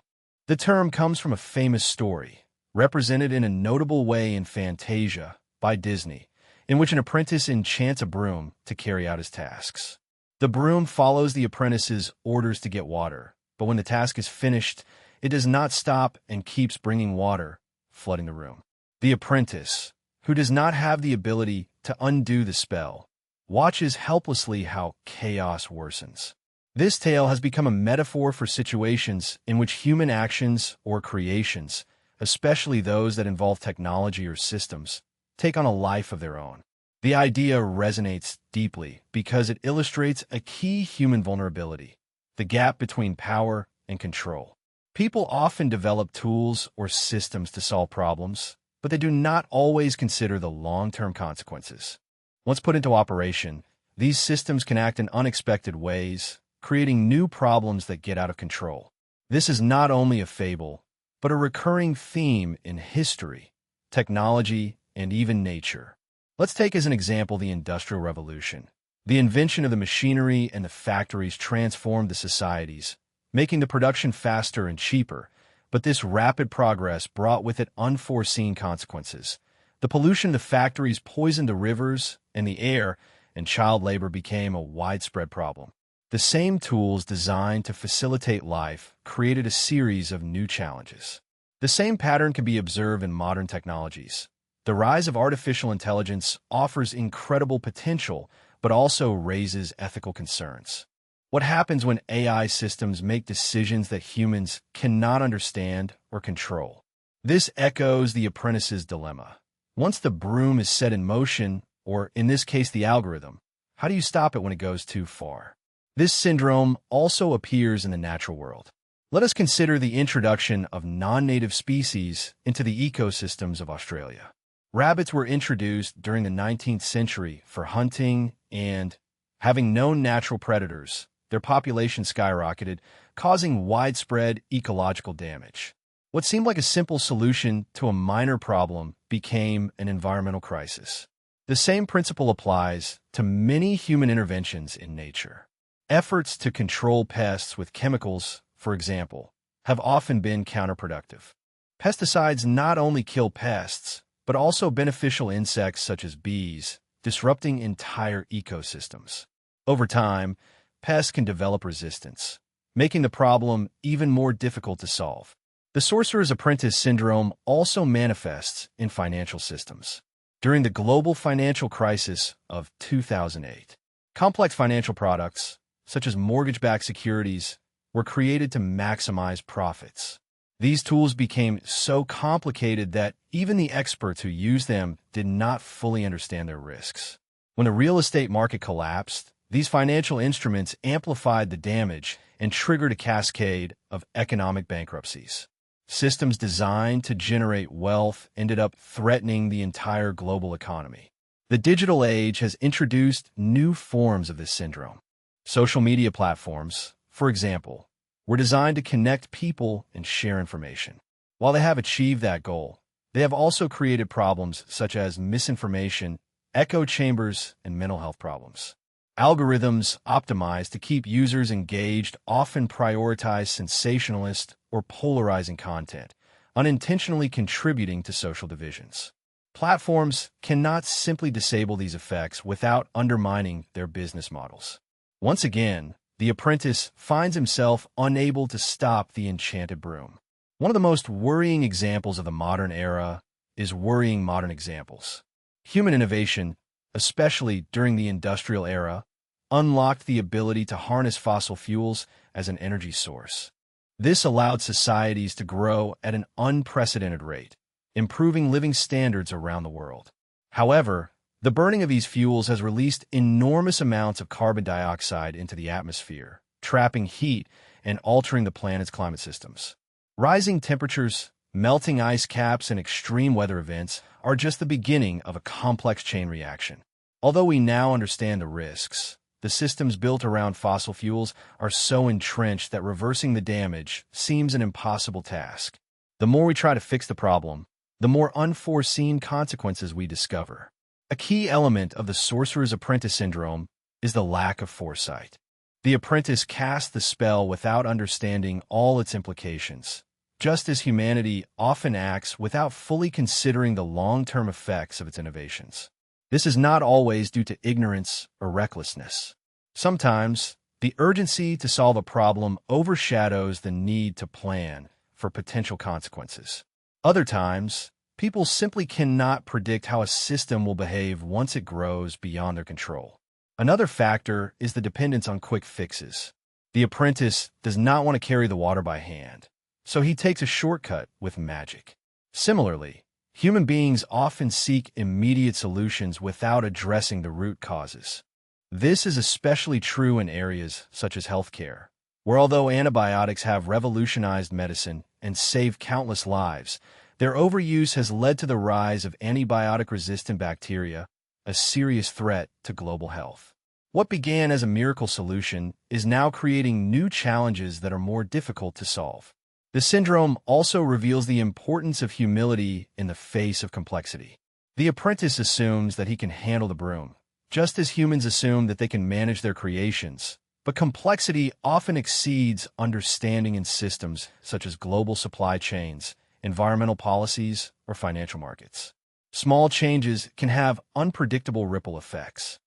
This concept, known as the butterfly effect, shows how interconnected systems amplify seemingly minor actions. Recognizing these dynamics requires a change of mindset. Instead of taking mastery for granted, complex systems must be approached with caution and respect. So, how can the sorcerer's apprentice syndrome be avoided? The first step is to recognize its patterns by studying examples from the past. Humanity can learn to anticipate unintended consequences. The second step is to incorporate safety measures into systems from the beginning, which may mean creating safeguards, conducting rigorous testing, or planning for worst-case scenarios. The third step is adaptability. When problems arise, systems must be flexible enough to adjust without collapsing. The last step is responsibility. Just as the magician returns to correct the apprentice's mistake, those who create the systems must assume responsibility for their impacts. While the sorcerer's apprentice syndrome highlights the risks, it also underscores human creativity and resilience. The same ingenuity that creates problems can also solve them, whether by finding ways to mitigate climate change, designing ethical AI, or building more sustainable societies. The potential for positive change is immense. The challenge lies in balancing ambition with caution, ensuring that the brooms we set in motion serve us instead of overwhelming us. The infinite regress of reasons is a concept that challenges the way we justify what we believe or know. In essence, it poses a simple but disturbing question. How do we explain why something is true without needing an endless chain of reasons for each claim or belief we hold? We usually justify it by referring to something else, but what happens when we ask for the justification of that reason and then the next? This cycle could, in theory, continue forever. That is where the problem lies. It is not just a philosophical puzzle, but it has real implications for how we think about truth, knowledge, and reasoning. To understand the infinite regress of reasons, imagine a child repeating the question, asking why. You could start with a simple statement, such as, "The sky is blue." The child asks, "Why is the sky blue?" And you answer, "Because sunlight scatters through the atmosphere." Then comes another, "Why? Why does sunlight scatter?" And you answer, "Because of how light interacts with air molecules." But the questions do not stop there. Each answer leads to another, "Why?" And in the end, you may find yourself unable to give more explanations. Either you say, "I don't know," or you settle for something like, "It is like that." This simple example illustrates the problem of infinite regress. For every reason we give, one more reason can always be demanded. If we insist on having a reason for everything, we run the risk of falling into an endless loop. The infinite regress of reasons challenges us to think about where, if anywhere, this chain of justifications should stop. Philosophers have explored this question for centuries. The problem can be summarized as follows. When we justify a belief, we rely on another belief. That second belief then needs a justification, which depends on a third belief, and so on. If we insist on providing a justification for each belief in the chain, we face an infinite regression. But infinite chains of reasoning are impractical, and some argue that they are impossible. So how do we solve this? One approach is foundationalism. Foundationalists argue that the chain of reasons does not have to continue indefinitely, since it can stop at certain basic beliefs. These basic beliefs do not require further justification, as they are considered self-evident or obvious. For example, foundationalists could point out sensory experiences such as seeing a tree or feeling pain as beliefs that do not need external reasons. You see the tree, and that is enough to believe that it exists. Foundationalism provides a way to stop the regression by basing reasoning on something that requires no further explanation. Another approach is coherentism. Coherentists reject the idea of fundamental beliefs and argue that beliefs are justified by how well they fit into a broader network of interconnected beliefs. Think of a spider web. No thread supports the entire network, but the network as a whole is stable. In coherentism, no belief is independent, but the network of beliefs supports each of them. The regression stops not because we find a fundamental belief, but because the system as a whole provides a justification. A third approach is infinitism, which embraces infinite regression. Infinitists argue that the chain of reasons does not need to stop. Rather, they claim that an infinite series of reasons can provide justification as long as each step in the chain adds something new. Although this idea may seem counterintuitive, Infinitists believe that the possibility of an infinite regress is not a problem, but simply a characteristic of how reasoning works. Each of these approaches has its strengths and weaknesses. Foundationalism offers clarity, but raises questions about what is considered a basic belief. Coherentism avoids the need for fundamental beliefs, but runs the risk of becoming circular, since beliefs are justified among themselves within the same system. Infinitism avoids the need for a stopping point, but faces challenges when explaining how infinite chains of reasoning work in practice. Infinite regressive reasons not only apply to abstract philosophy, but also relate to everyday life. Consider how we justify moral beliefs. If you believe that helping others is good, you could justify it by saying that it creates happiness. But why is happiness good? If you answer that because it improves well-being, someone might ask why well-being is valuable. The chain of reasoning can continue indefinitely, forcing you to decide on a fundamental belief, argue that your beliefs form a coherent system, or accept the possibility of infinite justification. Science also faces this problem.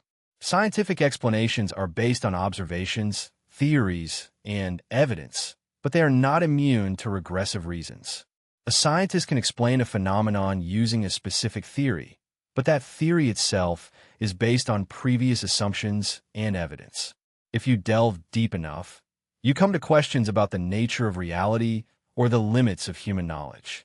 At some point, even science faces the challenge of justifying its most basic principles.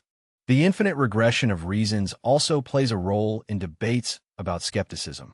Skeptics often use the problem of regression to question whether we can really know anything, whether every belief requires justification, and justification leads to an endless chain. How can we claim to know something for sure? Skepticism forces us to face the limits of our reasoning and consider whether some things should simply be accepted without further explanation, despite their complexity. The infinite regression of reasons invites us to think critically about how we justify our beliefs and values. It reminds us that our understanding of the world is not as straightforward as it seems. Whether we adopt fundamental beliefs, coherent systems, or infinite chains of reasoning, the problem of regression challenges us to examine the foundations of thought. Ultimately, the infinite regression of reasons presents a paradox without a simple solution. It is not something that can be resolved in the traditional sense, but rather a lens through which we explore how we think and justify our beliefs. By facing the infinite regression, we gain a deeper appreciation of the complexity of reasoning and the limits of human knowledge. It reminds us that some questions may not have definitive answers, and that is part of what makes them worth asking. The Euthyphro dilemma is one of the best-known philosophical puzzles, named after a dialogue by Plato. In this conversation, Socrates poses a seemingly simple question.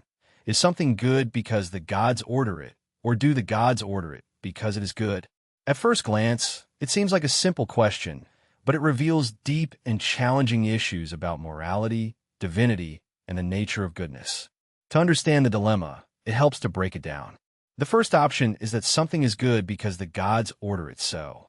This means that moral values are determined solely by divine will. What the gods decide is good becomes good, and what they reject is bad. At first glance, this makes morality clear and objective. If the gods establish the rules, then all that needs to be done is to follow them. However, this raises a worrying question. If goodness is simply what the gods order, then it seems arbitrary and capricious. If the gods decided that lying or stealing were good, then those acts would become morally correct, even if they seem wrong to us. This would make morality dependent on divine whim, without a deeper reason behind it. The second option is that the gods order something because it is already good. In this case, morality exists independently of the gods themselves. The gods recognize what is good and choose to support that goodness. This seems more intuitive because it suggests that moral values are rooted in something stable and universal, not just the will of the gods. However, this raises another problem. If goodness exists independently of the gods, then the gods are not the ultimate source of morality, but simply messengers or executors of a higher moral truth. This seems to diminish the power and authority of the gods, since they are no longer the creators of good and evil, but are subject to an external standard. The dilemma leaves us in a bind. If morality comes solely from divine command, it seems arbitrary and potentially unfair. If morality exists independently of divine command, then the gods are not truly sovereign over morality. In either case, the relationship between morality and divinity becomes deeply complicated. To see how this dilemma unfolds in practice, let's consider its implications for different belief systems, such as Christianity, Judaism, and Islam. God is often considered the ultimate source of morality itself. The Euthyphro dilemma challenges this vision by asking whether God's commandments create or reflect morality. If morality depends entirely on God's commandments, then it seems arbitrary to many. For example, the commandment, "You shall not kill," is good only because God said so. But if God had commanded something different, such as, "You shall kill," would that also be good? This makes moral laws seem less like eternal truths and more like rules that could change on a whim of God. On the other hand, if God commands something because it is already good, then morality does not originate in God, but exists independently, which undermines the idea that God is the ultimate foundation of morality. Philosophers and theologians have grappled with this dilemma for centuries. One answer is to argue that morality is based on the nature of God, not on God's commandments. According to this point of view, God does not decide what is good arbitrarily, but goodness is an essential part of who God is. For example, if God is inherently loving and just, then God's commandments will reflect those qualities. Lying and stealing are bad, not because God has randomly decided that they are bad, but because they contradict God's loving and just nature.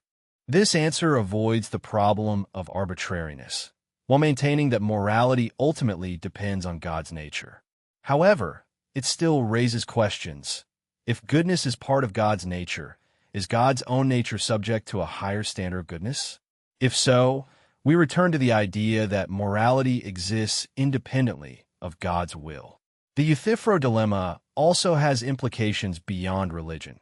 Even in secular contexts, it raises important questions about the nature of morality.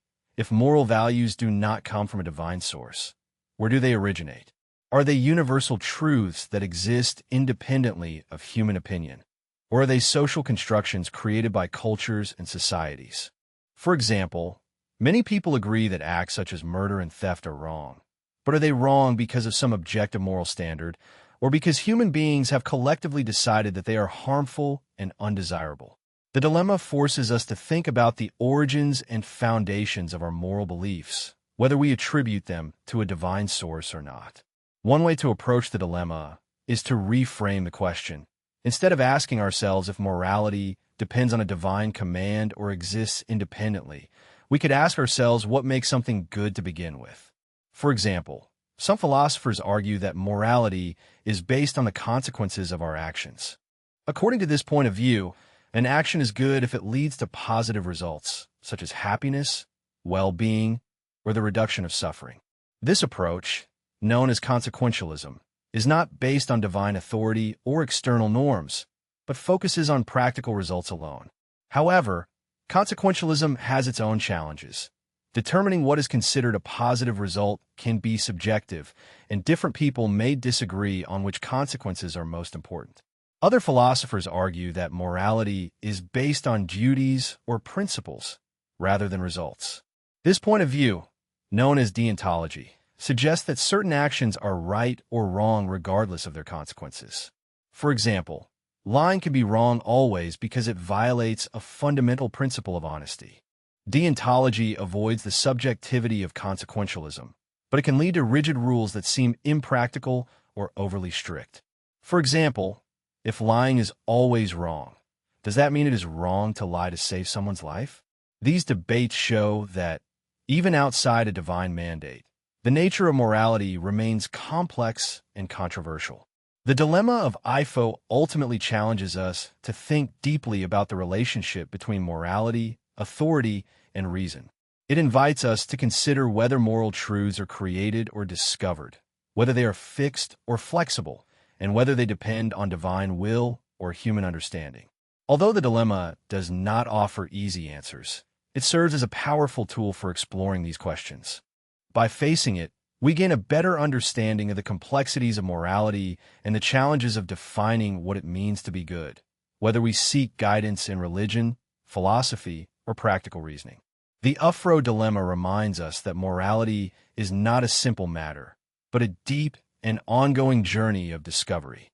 The paradox of omniscience is a fascinating and challenging concept to explore. In essence, the paradox questions whether it is logically possible for a being to know everything, including its own future actions. If an omniscient being truly knows everything, this would include all events of the universe, all decisions made by all creatures, and even all the thoughts or actions of the being itself. However, this idea raises difficult questions. Can such a being act freely if it already knows everything it will do? Does its prior knowledge limit its power or its freedom of choice? These questions are at the heart of the paradox. To understand this paradox, let's consider what omniscience means. An omniscient being, by definition, knows everything there is to know, past, present, and future. This includes not only the facts about the external world, but also knowledge of its own thoughts, plans, and decisions. For example, if such a being decides to lift a stone tomorrow, it would already know that decision today. But if the being already knows it, is it really free to decide otherwise? If it can change its mind, then its prior knowledge of lifting the stone would have been incorrect, which contradicts the idea of omniscience. On the other hand, if the being cannot change its mind, then it seems limited by its own prior knowledge, which raises the question of whether it is truly all-powerful or free. To illustrate this better, let's imagine a scenario in which a hypothetical omniscient being intervenes.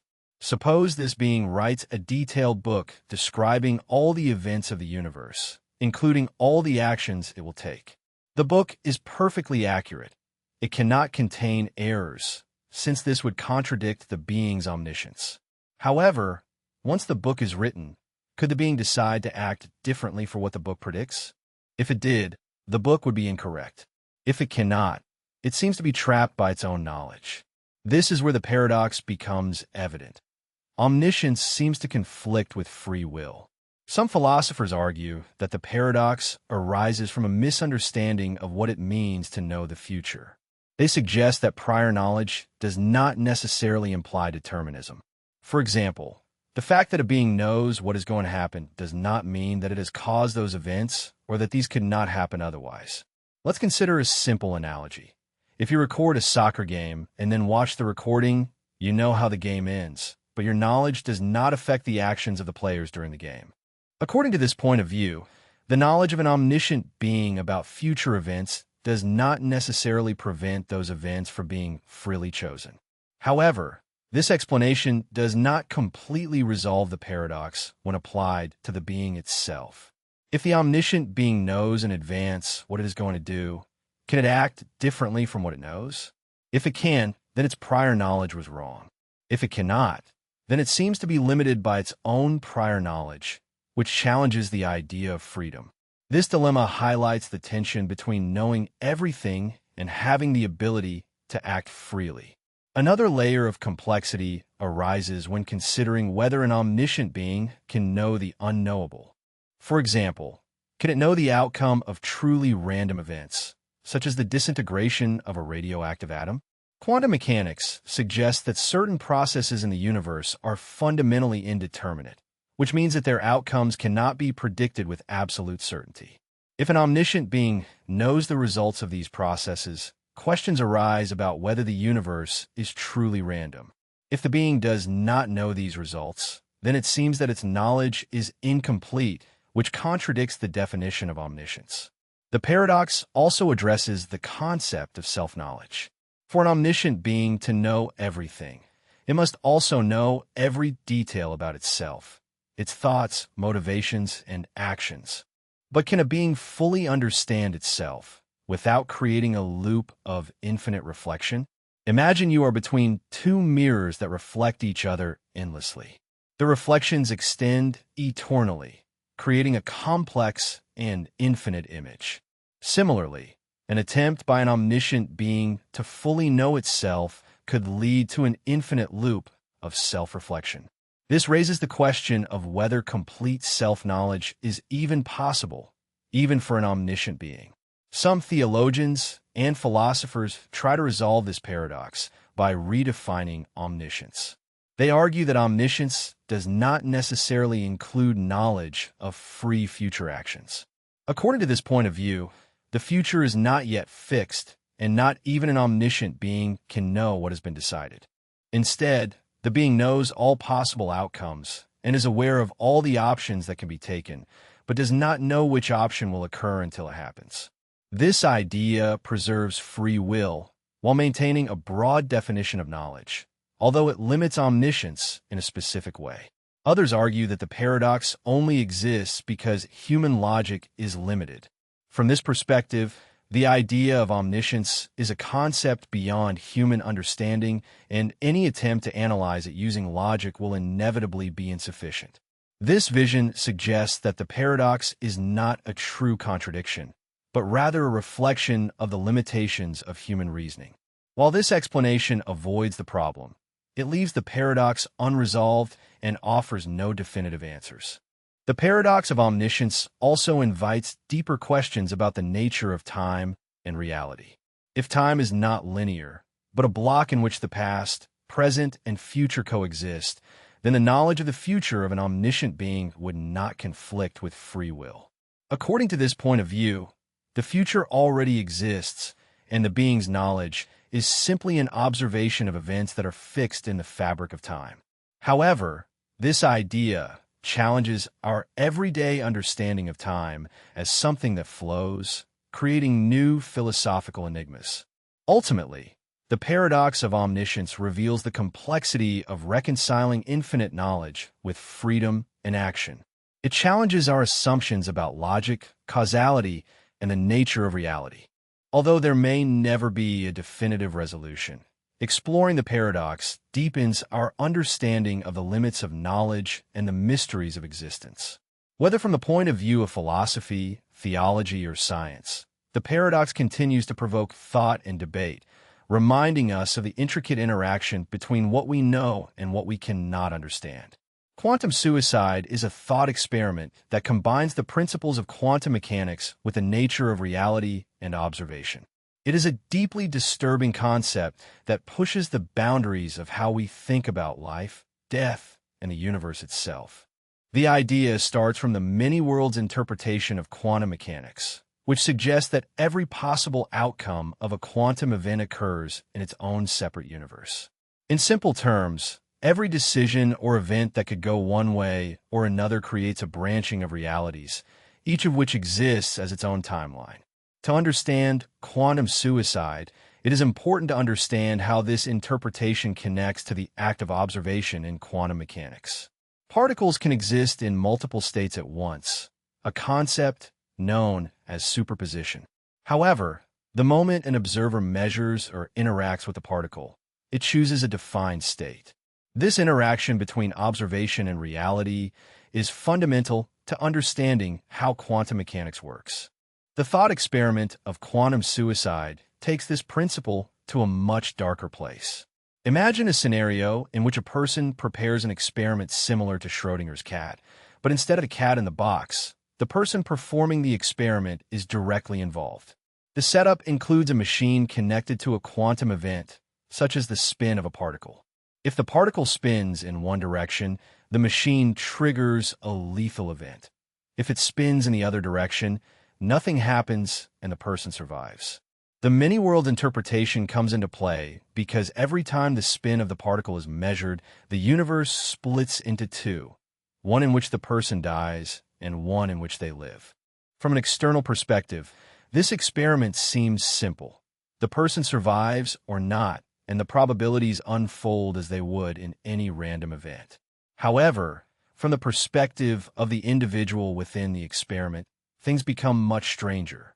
In the universes where the person dies, their consciousness ceases to exist, and they can only experience the universes in which they survive.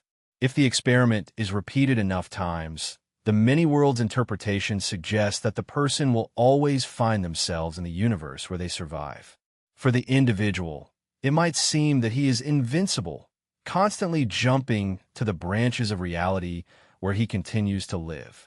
This leads to the concept of quantum immortality. The theory implies that an individual's consciousness can only exist in realities where they are alive, while death occurs in countless universes. The person will only experience the branches where they remain alive, no matter how unlikely survival is. For an observer external to the experiment, the odds of survival decrease with each attempt, and the end result is certain death. But for the person performing the experiment, their experience is of continuous survival, as if they were immune to the deadly consequences of the event. The implications of this thought experiment are disturbing and difficult to accept, as it challenges our way of thinking about life and death, suggesting that individual consciousness is linked to specific branches of reality. If quantum immortality were true, it would mean that from each individual's perspective, death is never experienced, but rather their consciousness would always pass to a reality in which they continue to exist. This does not mean that a person is physically immortal, since countless versions of them would continue to die in other universes, but that the experience of death is simply avoided by jumping between realities. This idea is worrying for several reasons. First, it raises questions about the nature of identity and consciousness. If your consciousness passes to a new branch of reality every time you face death, are you still the same person? How do these branching realities affect the continuity of who you are? Second, it suggests that death, at least from the individual's perspective, may not be as definitive as we currently believe. The concept of quantum immortality challenges our understanding of mortality and forces us to consider whether our perception of life is linked to a much larger and more complex system. Quantum suicide and quantum immortality are not scientific experiments, but theoretical ideas intended to explore the implications of quantum mechanics and the many-world interpretation. No one can, nor should they, try to test these concepts. The thought experiment is a way to deal with the strange and often counterintuitive nature of quantum physics. It helps illustrate the possible consequences of a theory in which each outcome creates a new universe. The idea also highlights the limitations of human understanding. Quantum mechanics operates according to principles that often defy common sense. Concepts such as superposition, entanglement, and wave-particle duality challenge our daily experiences of how the world works. Quantum suicide takes these ideas to an extreme, forcing us to confront what it means to exist in a universe governed by such rules. It blurs the line between science, philosophy, and metaphysics, creating a space in which our understanding of reality feels incomplete. Critics of the thought experiment argue that it misinterprets quantum mechanics and extends the many worlds interpretation beyond its scope. The concept of quantum immortality assumes that consciousness plays a special role in selecting branches of reality. This idea is not supported by scientific evidence and remains purely speculative. In addition, the thought experiment raises ethical and philosophical questions, as it uses the concept of death in a way that seems abstract, ignoring the profound emotional and physical realities of mortality. Despite these criticisms, quantum suicide remains a fascinating and thought-provoking idea, forcing us to think about the implications of quantum mechanics in disturbing new ways. It also reminds us that our understanding of the universe continues to evolve. The many-world interpretation is just one way to explain quantum phenomena and may not be correct. Other interpretations, such as the Copenhagen interpretation or pilot wave theory, offer different perspectives on how reality works. In the end, quantum suicide is not so much about proving something as it is about asking questions. It challenges us to think about the nature of reality, the role of observation, and the limits of human understanding. Although it remains a thought experiment, it serves as a reminder of the universe's complexity. Regardless of whether the many-worlds interpretation is correct, the idea of quantum suicide shows the extent to which quantum mechanics can shape our understanding of life, death, and everything in between. The problem of induction is one of the most important challenges in philosophy, but it is something we rarely consider in everyday life. Induction is how we make generalizations based on past experiences. It is the process of observing patterns and using them to predict the future. For example, the sun has risen every day of your life, so you assume it will rise again tomorrow. This seems logical and works well for most practical purposes. However, the problem of induction raises a deeper question. How can we be sure the future will resemble the past? Is it rational to believe that the patterns we have seen before will always continue? This question was famously explored by the philosopher David Hume, who pointed out that our confidence in induction is based not on reason, but on habit. When we see something happen repeatedly, such as the sun rising or gravity pulling objects to the ground, we get used to expecting it, but that expectation is not guaranteed. That the sun rises every day is not proof that it will rise tomorrow. It is just what has happened so far. Hume's argument is simple, but disturbing. There is no logical way to prove that the future will follow the same rules as the past. Consider a simple example. You see a rooster crowing every morning before sunrise and conclude that the rooster makes the sun rise. Of course, this is absurd. The rooster's behavior has nothing to do with the sun, but this illustrates the risk of relying on patterns without understanding the underlying cause. We assume that patterns reveal truths about the world, but sometimes they deceive us. That is why the problem of induction is so important. It forces us to question how much we can rely on our assumptions. Another example is the story of the turkey. Imagine a farmer feeding a turkey every day, day after day. The turkey observes the pattern. The farmer feeds it. Over time, the turkey becomes certain that this will always happen, but the day before Thanksgiving, the pattern changes, and the turkey is no longer fed, but slaughtered. From the turkey's perspective, induction has failed. Its past experiences did not predict its future. This example highlights how relying on patterns can lead to incorrect conclusions when circumstances change. The problem of induction is not only theoretical, but has practical implications for how we understand science, probability, and decision-making. Science, for example, relies heavily on induction. When scientists observe a phenomenon repeatedly, they formulate laws and theories based on those observations. But these laws are never proven with absolute certainty. They're always based on the assumption that the future will behave like the past. Newton's laws of motion, which were once considered universal, were later revised by Einstein's theory of relativity. This shows that even well-established scientific principles can change as we obtain new information. The same uncertainty applies to probability.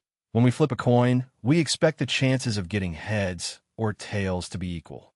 This expectation is based on past experience with coin flips, but what if the coin is biased? Without knowing all the variables, we rely on patterns, and those patterns can sometimes mislead. The stock market is another example. Investors often try to predict future trends based on historical data, but markets are influenced by countless factors, many unpredictable. The fact that an action has had a good performance last year does not mean that it will have it this year. The problem of induction also questions the idea of absolute knowledge. If we cannot be sure that patterns will remain, how can we affirm that we really know something about the future? This question has led philosophers to consider other options. One approach is falsifiability, proposed by Karl Popper. Instead of trying to demonstrate that a pattern is true, Popper argued that science should focus on refuting claims.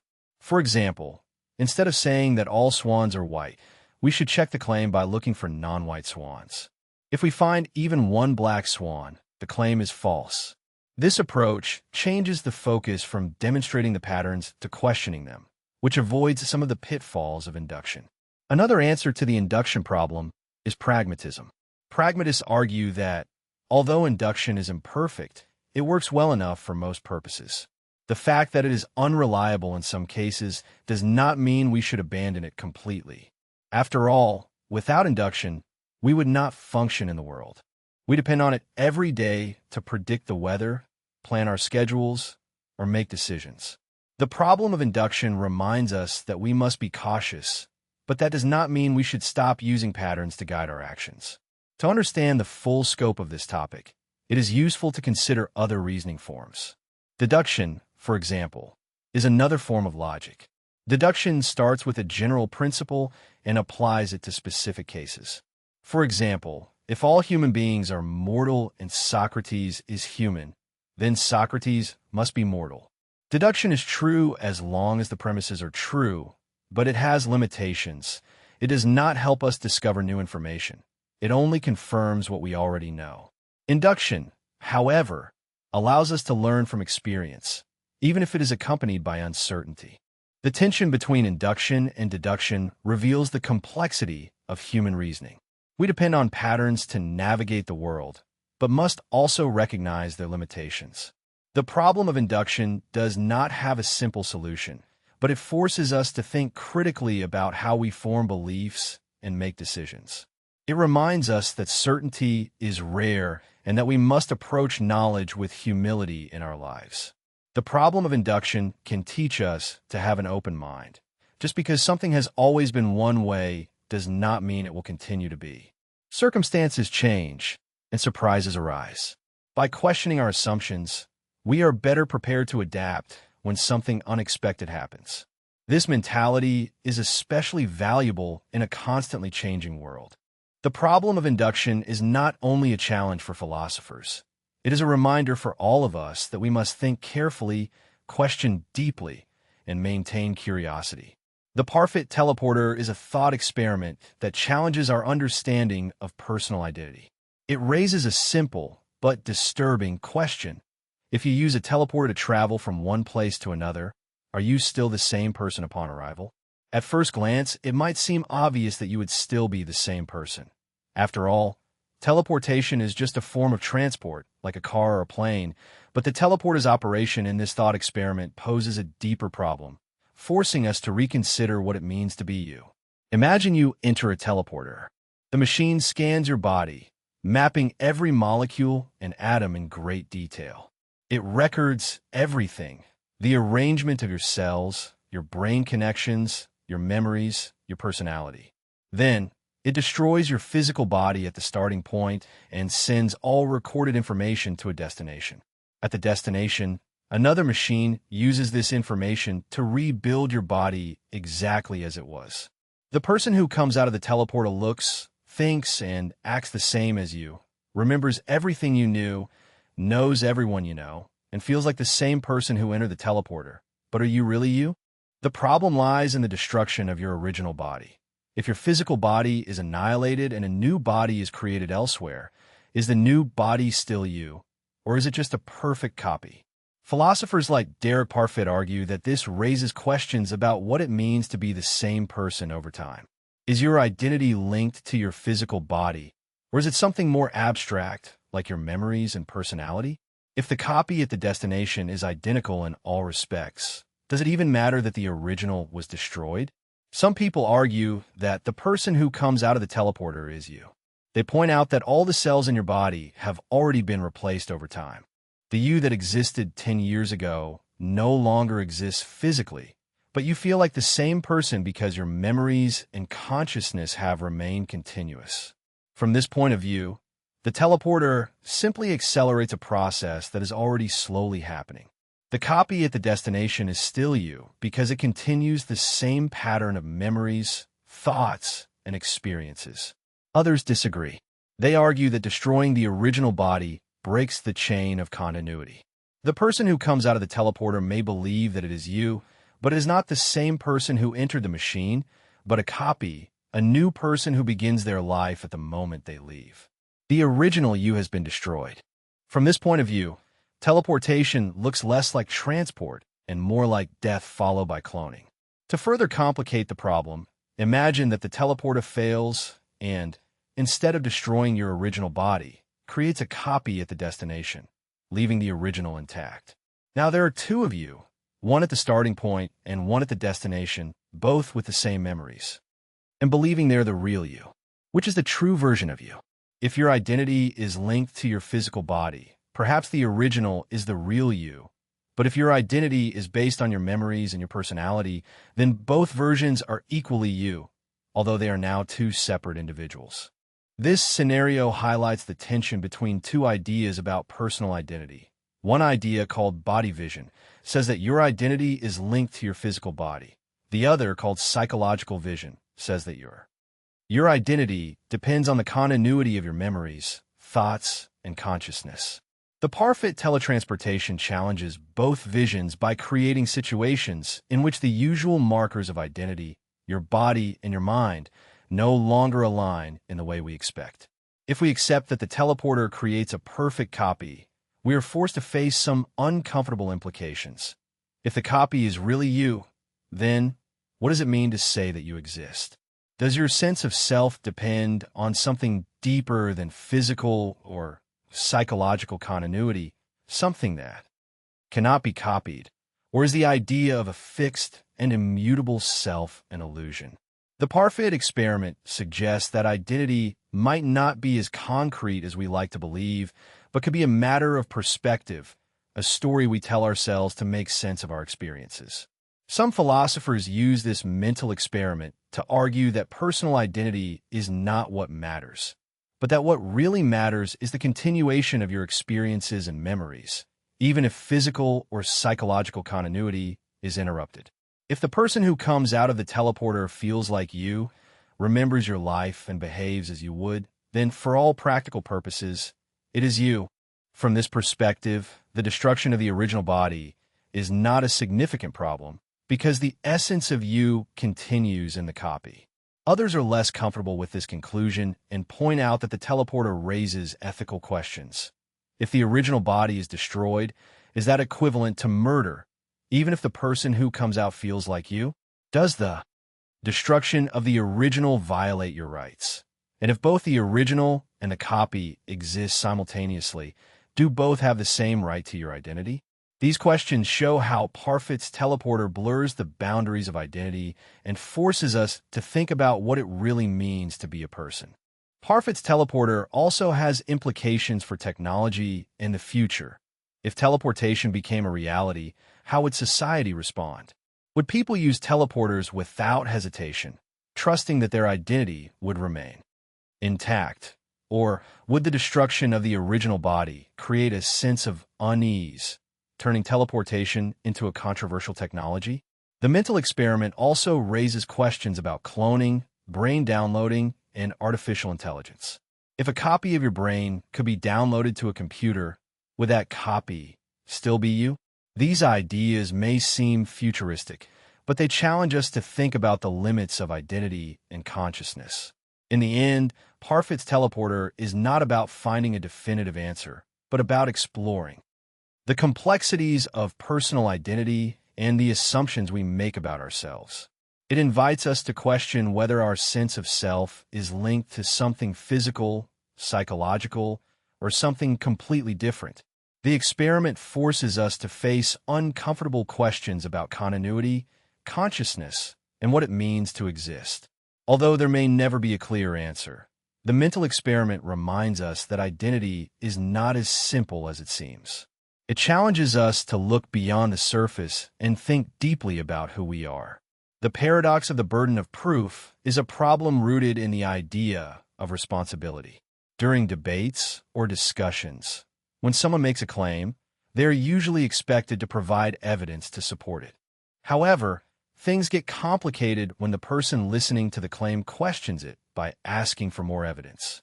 This can create a situation where no amount of evidence is enough.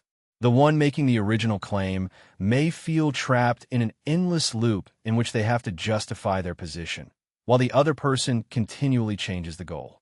This dynamic is what creates a paradox.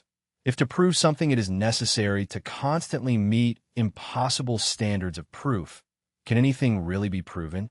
To understand this paradox, let's consider a simple example. Imagine a friend tells you that he saw a UFO last night. It's a bold claim, so you ask him for proof. He shows you a blurry photo of a strange light in the sky. You respond by saying that the photo could easily be something else, like a drone or a plane. Your friend insists it was a UFO, but offers no further evidence. You tell him that without more solid evidence, such as a physical object or several credible witnesses, you cannot believe his story. Here the question is, how much evidence is enough? Is it fair to completely dismiss his claim because it does not meet your standards? Or is there a point at which his evidence, however limited, should at least be taken seriously? This question arises frequently in scientific, philosophical, and even everyday debates. In science, the burden of proof usually falls on those who propose a new theory. This makes sense because extraordinary claims require extraordinary evidence. If someone claims to have discovered a new particle, for example, they must present experimental data that can be verified.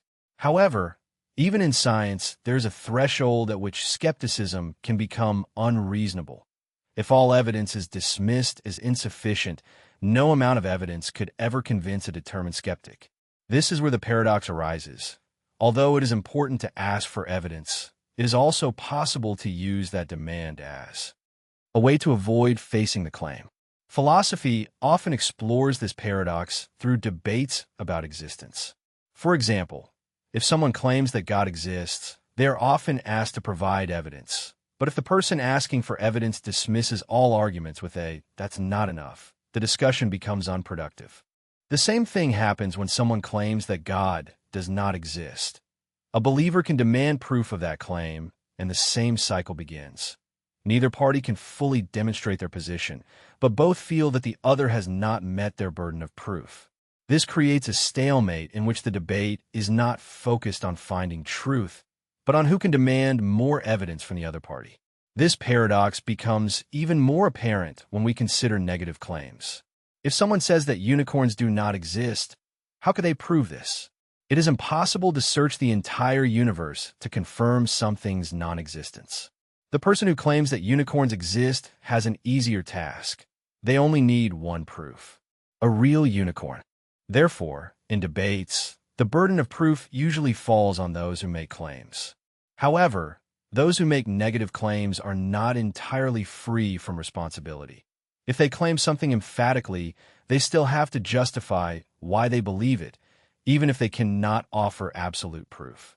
The paradox of the burden of proof is also common in modern political debates.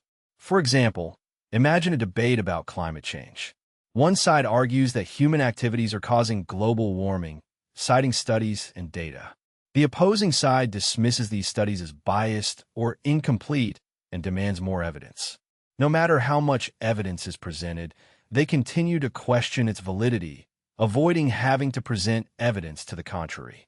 This creates a frustrating dynamic in which the burden of proof seems like a one-way street, where one side constantly defends its claim, while the other evades any responsibility to demonstrate their counterarguments. In legal systems, the burden of proof plays a crucial role in criminal cases. The prosecution must prove the defendant's guilt beyond reasonable doubt. This protects people from being unjustly convicted based on weak or circumstantial evidence. However, this rule can sometimes lead to the paradoxical situation where obvious guilt cannot be legally proven. If a murderer leaves solid but circumstantial evidence and the defense creates sufficient doubt, the prosecution may not meet its burden. While this protects innocent people, it also means that some guilty people are set free. This demonstrates how the burden of proof, although necessary, can sometimes go against justice. The paradox of the burden of proof often arises in online debates, where people can make claims without accountability.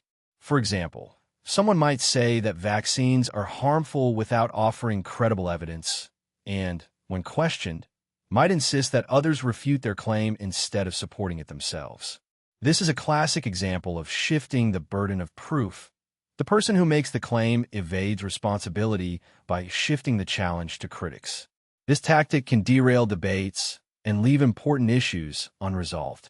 To circumvent this paradox, it is important to approach claims with fairness and skepticism.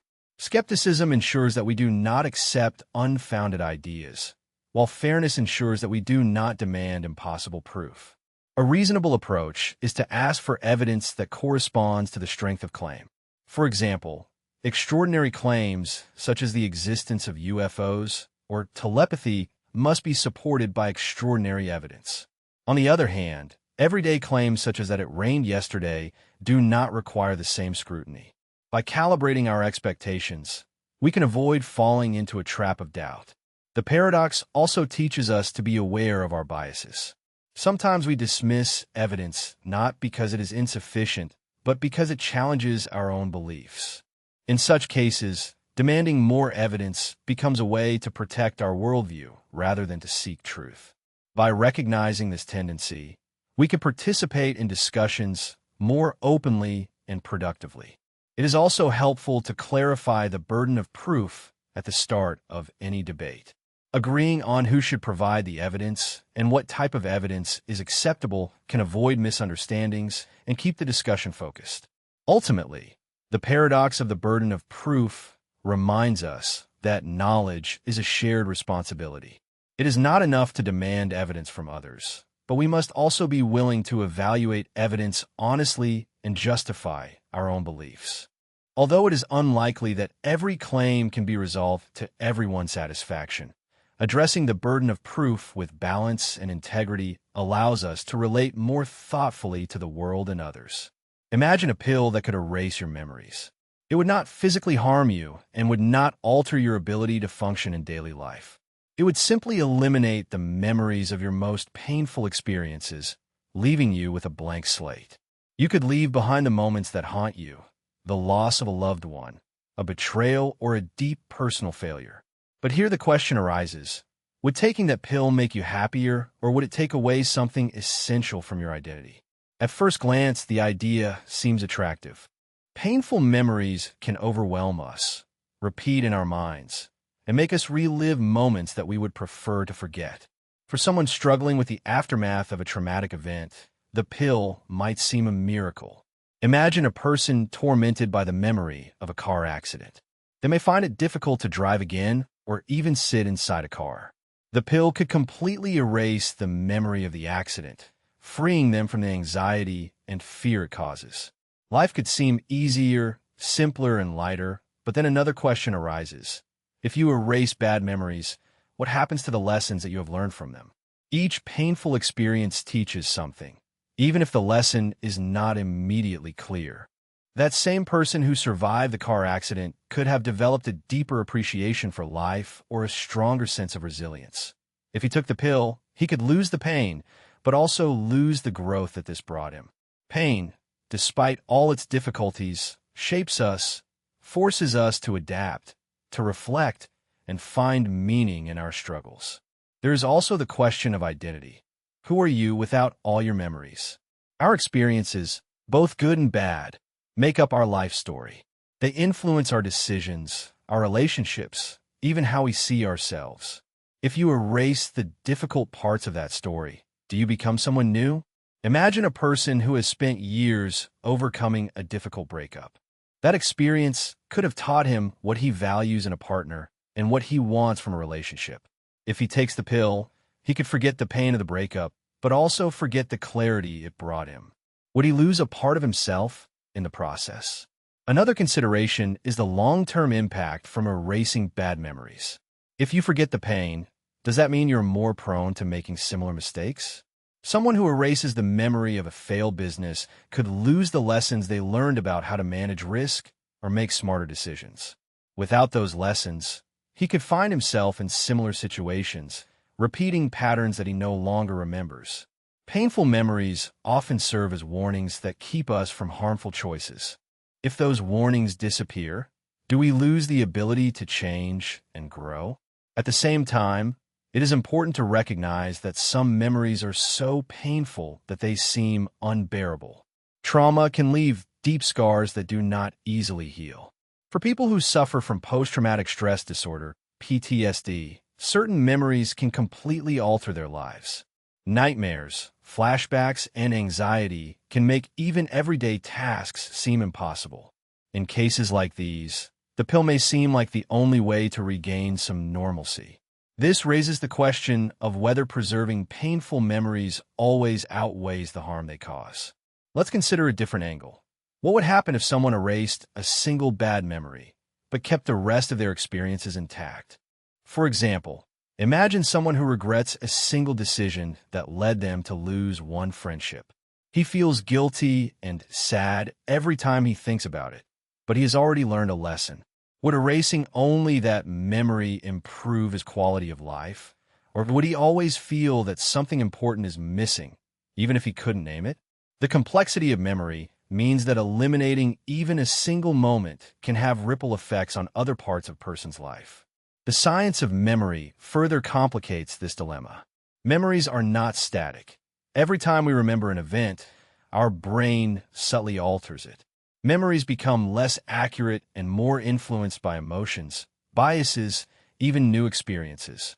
In some cases, the emotional weight of a bad memory can increase simply because we have relived it many times. If this is true, does erasing the memory solve the problem, or simply eliminate the possibility of reinterpreting and processing it over time? There's also a moral dimension to the sleeping pill dilemma. If people had the ability to erase their bad memories, how would society change? Would they assume less responsibility for their actions, knowing that they could simply forget the consequences? Would relationships become more fragile if people erased the pain of arguments or betrayals instead of overcoming them on a larger scale? Would entire communities choose to forget painful chapters of history instead of facing and learning from them? Memory is not only personal, but also collective. It shapes how we grow both as individuals and as a society. The sleeping pill dilemma forces us to confront the true nature of happiness. Is happiness the absence of pain, or is it something much deeper? True happiness often comes from finding meaning, even in difficult times. A person who has suffered a loss can still find joy in the memories of their loved one or in the resilience they have built through pain. If he erased the pain, would that joy still exist? Happiness and pain are often intertwined, making it difficult to separate them from each other. Ultimately, the sleeping pill dilemma comes down to choice. Some people may choose to take the pill, valuing the relief it provides over the lessons and identity linked to their pain. Others may choose to keep their memories, however painful, considering them essential to their growth and understanding of life. Neither option is inherently right or wrong. It depends on the person and the nature of their experiences. The dilemma does not have a clear answer, and perhaps that is the crux of it. It invites us to reflect on what it means to be human. Our memories shape us, but do not fully define us. We carry our pain, but also find ways to heal and move forward. Sleeping pills may not exist in real life, but the questions they pose are real. Would you erase your pain if you could, or would you choose to carry it knowing that it is part of you? It is a question that only you can answer. The decision-making loop is a concept that reveals how our minds can become trapped in endless cycles of choice and indecision. It is what happens when you feel overwhelmed by the options and cannot commit to a decision, either because you fear making the wrong one or because you constantly question yourself. This loop not only makes decision-making difficult, but can completely paralyze you, leaving you trapped in a frustrating cycle of overthinking. Imagine you're standing in front of a row of vending machines, each with different snacks. You are hungry and have money, but there are so many options that you start weighing the pros and cons of each snack. One is healthier, another tastier, another cheaper, and another bigger. Think about what you would regret most if you chose the wrong snack or missed a better one. Before you know it, 10 minutes have passed, and you still haven't pressed any button. This is a small example of the decision-making loop in action. What should be a simple task becomes a mental tug of war. The loop usually begins with uncertainty when you face a decision and want to make the best one possible. This desire for perfection can lead you to overanalyze every detail in search of the correct answer. But many decisions do not have a single correct option. There are only different results. Instead of accepting this, you may continue to seek the perfect solution in hopes of eliminating all doubts. In doing so, new factors or concerns may arise, leading you to review the decision over and over. The process feeds on itself, and you get caught in the loop. Let's take another example. Choosing a professional career. Imagine a young adult trying to decide between being a doctor or an artist. Being a doctor offers stability and respect, but requires years of study and dedication. Being an artist provides creative freedom, but but entails economic uncertainty. Instead of committing to a path, the person keeps debating. They may start researching what other people have done, asking for advice, or reading articles about the advantages and disadvantages of both careers. Each new piece of information complicates the decision and pushes them further into the loop. Weeks or months later, they are no closer to making one, and the time spent debating seems lost. This loop becomes more dangerous when the stakes are high or when time is limited. Imagine a soldier in combat who has to decide whether to advance or to retreat. Overthinking this situation could cost lives. The same applies to firefighters, emergency doctors, or anyone who works in high-pressure situations. They cannot afford to get caught in a decision-making loop because indecision can have dire consequences. That is why professionals in these fields are trained to make quick, confident decisions based on the information they have at that moment. In essence, the decision-making loop originates in fear. Fear of failure, fear of regret, fear of the unknown. You may think, what if I make the wrong decision? What if there is something better just around the corner? These thoughts can prevent you from committing to any decision, but, ironically, not deciding is a decision in itself, since by avoiding acting you will be choosing to stay stuck, and this often leads to more frustration and anxiety than if you had simply made one and moved on. One of the reasons why it is so difficult to escape this loop is that our brain craves certainty. We want to know that we're making the right decision, but life rarely offers us that kind of clarity. Most decisions involve trade-offs, and it is impossible to predict all outcomes. For example, if you're deciding whether to move to a new city, you can research housing prices, job opportunities, and the weather, but you cannot know exactly how you will feel living there until you go. The desire for certainty can keep you trapped in a constant loop, gathering more information but never moving to action. Sometimes, the decision-making loop is fueled by the abundance of options in modern life. Psychologists call this option overload. When you have too many options, it becomes more difficult to compare them all. Imagine you're buying a new phone online. You compare brands, models, reviews, prices, and features. Each option has its strengths and weaknesses, and as you continue searching, new options keep appearing. The large number of options can be overwhelming and make it more difficult to commit to a phone. That is why people are often more satisfied with their decisions when they have fewer options from which to choose. Breaking the decision-making loop requires a change of mindset. First, it is important to accept that no decision is perfect and that every choice involves some level of risk or uncertainty. Instead of looking for perfection, focus on making the best decision possible with the information you have. Recognize that it is okay to make mistakes, that they are part of learning and growth. If you choose something and it doesn't work, you can always change course afterward. Another strategy is establishing clear criteria for your decision. If you're going to buy a car, for example, decide in advance what characteristics are most important to you, perhaps safety, fuel consumption, and price, and then evaluate each option based on those criteria. Once you find one that fits them, commit to it. Setting limits can help you avoid endless comparisons and doubts. Sometimes it is useful to impose a time limit to make decisions. If you're debating what to eat for dinner, give yourself 5 minutes to decide.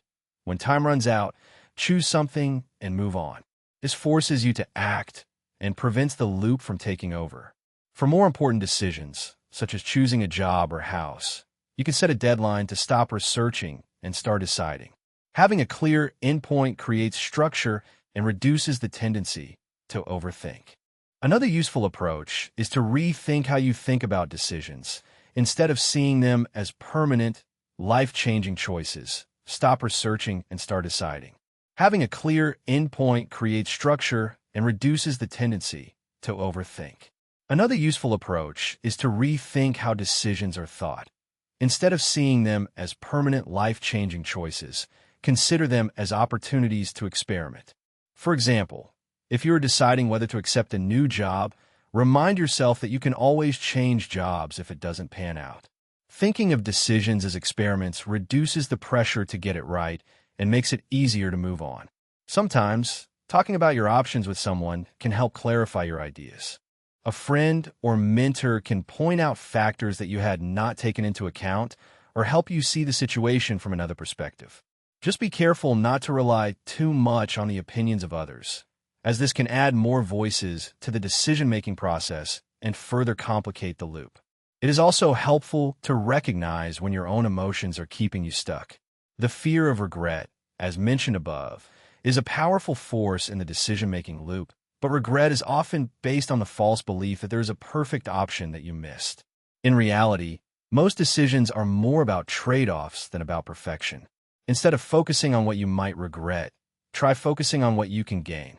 Changing your mindset to the positive can make decision-making easier. Ultimately, escaping the decision-making loop is about finding a balance between thought and action. It is important to think carefully about your options, but at some point you have to stop analyzing and take a leap. Action creates momentum, and even if a decision does not lead to the outcome you expected, it is better than getting stuck. Life is full of uncertainties, but progress comes from moving forward, not from standing still.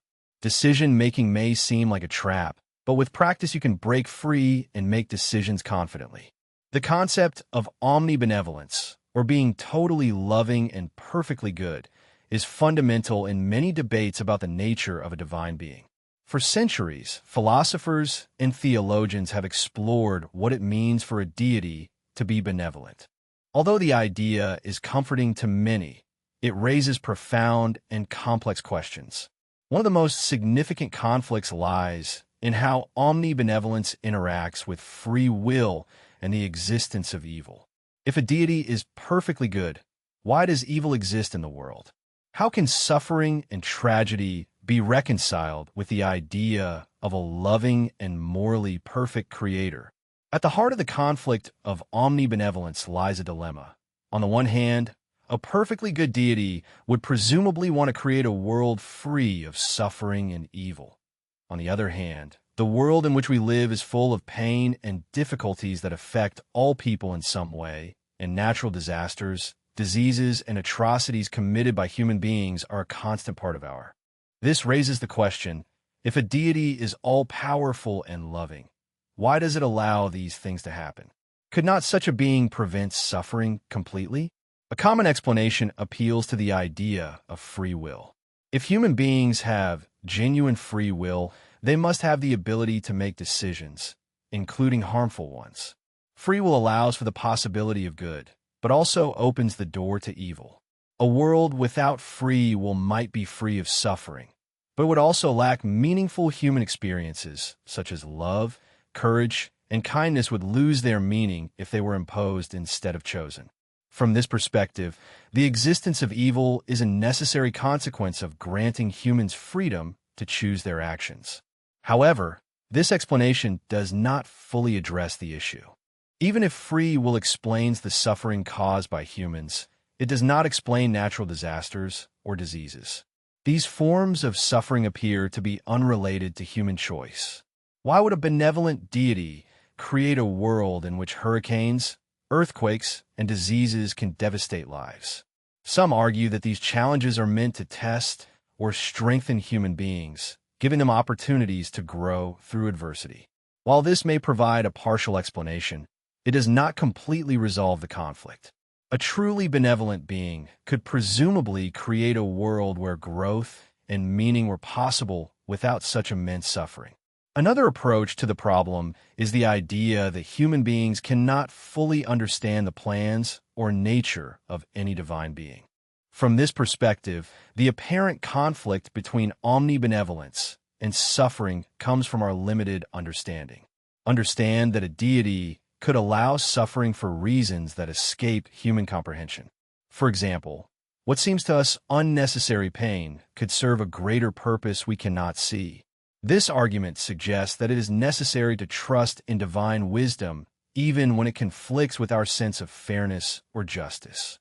While this perspective offers a way to reconcile omnibenevolence with suffering, it raises additional questions. If we cannot understand the reasons for suffering, how can we confidently affirm that a deity is benevolent in the first place? If divine goodness is beyond human understanding, any attempt to describe or defend it becomes very difficult. The very concept of omnibenevolence risks losing its meaning if it is completely separated from human ideas about goodness. The conflict of omnibenevolence also intersects with broader philosophical debates on the nature of morality. For example, does a deity determine what is good, or does goodness exist independently of any divine being? This question is at the heart of the Ifo dilemma, an ancient philosophical problem posed by Plato. If something is good simply because a deity commands it, then goodness becomes arbitrary. On the other hand, if goodness exists independently of any divine being, does goodness exist independently of any divine being? This question is at the heart of the Ifo dilemma, an ancient philosophical problem posed by Plato. If something is good simply because a deity commands it, then goodness becomes arbitrary. On the other hand, if a deity commands something because it is inherently good, then goodness exists independently from the deity. In the context of omnibenevolence, this raises the question of whether a deity's goodness is absolute or subject to external norms. Some argue that the presence of suffering does not necessarily contradict omnibenevolence, but rather redefines what it is.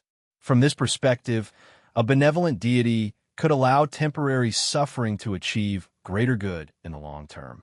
For example, a parent might allow a child to experience discomfort, such as with a vaccine, to protect them from a worse outcome. Similarly, suffering in the world could have a purpose that ultimately contributes toward a greater good. Although this idea may be convincing, it still leaves unanswered questions. If a deity is both omnibenevolent and omnipotent, why not achieve the same greater good without suffering? The conflict of omnibenevolence also touches on the concept of justice itself. Many religious traditions describe a divine being who rewards good behavior while punishing bad deeds. However, in practice, the world often seems unfair. Innocent people suffer, and those who commit harm often go unpunished.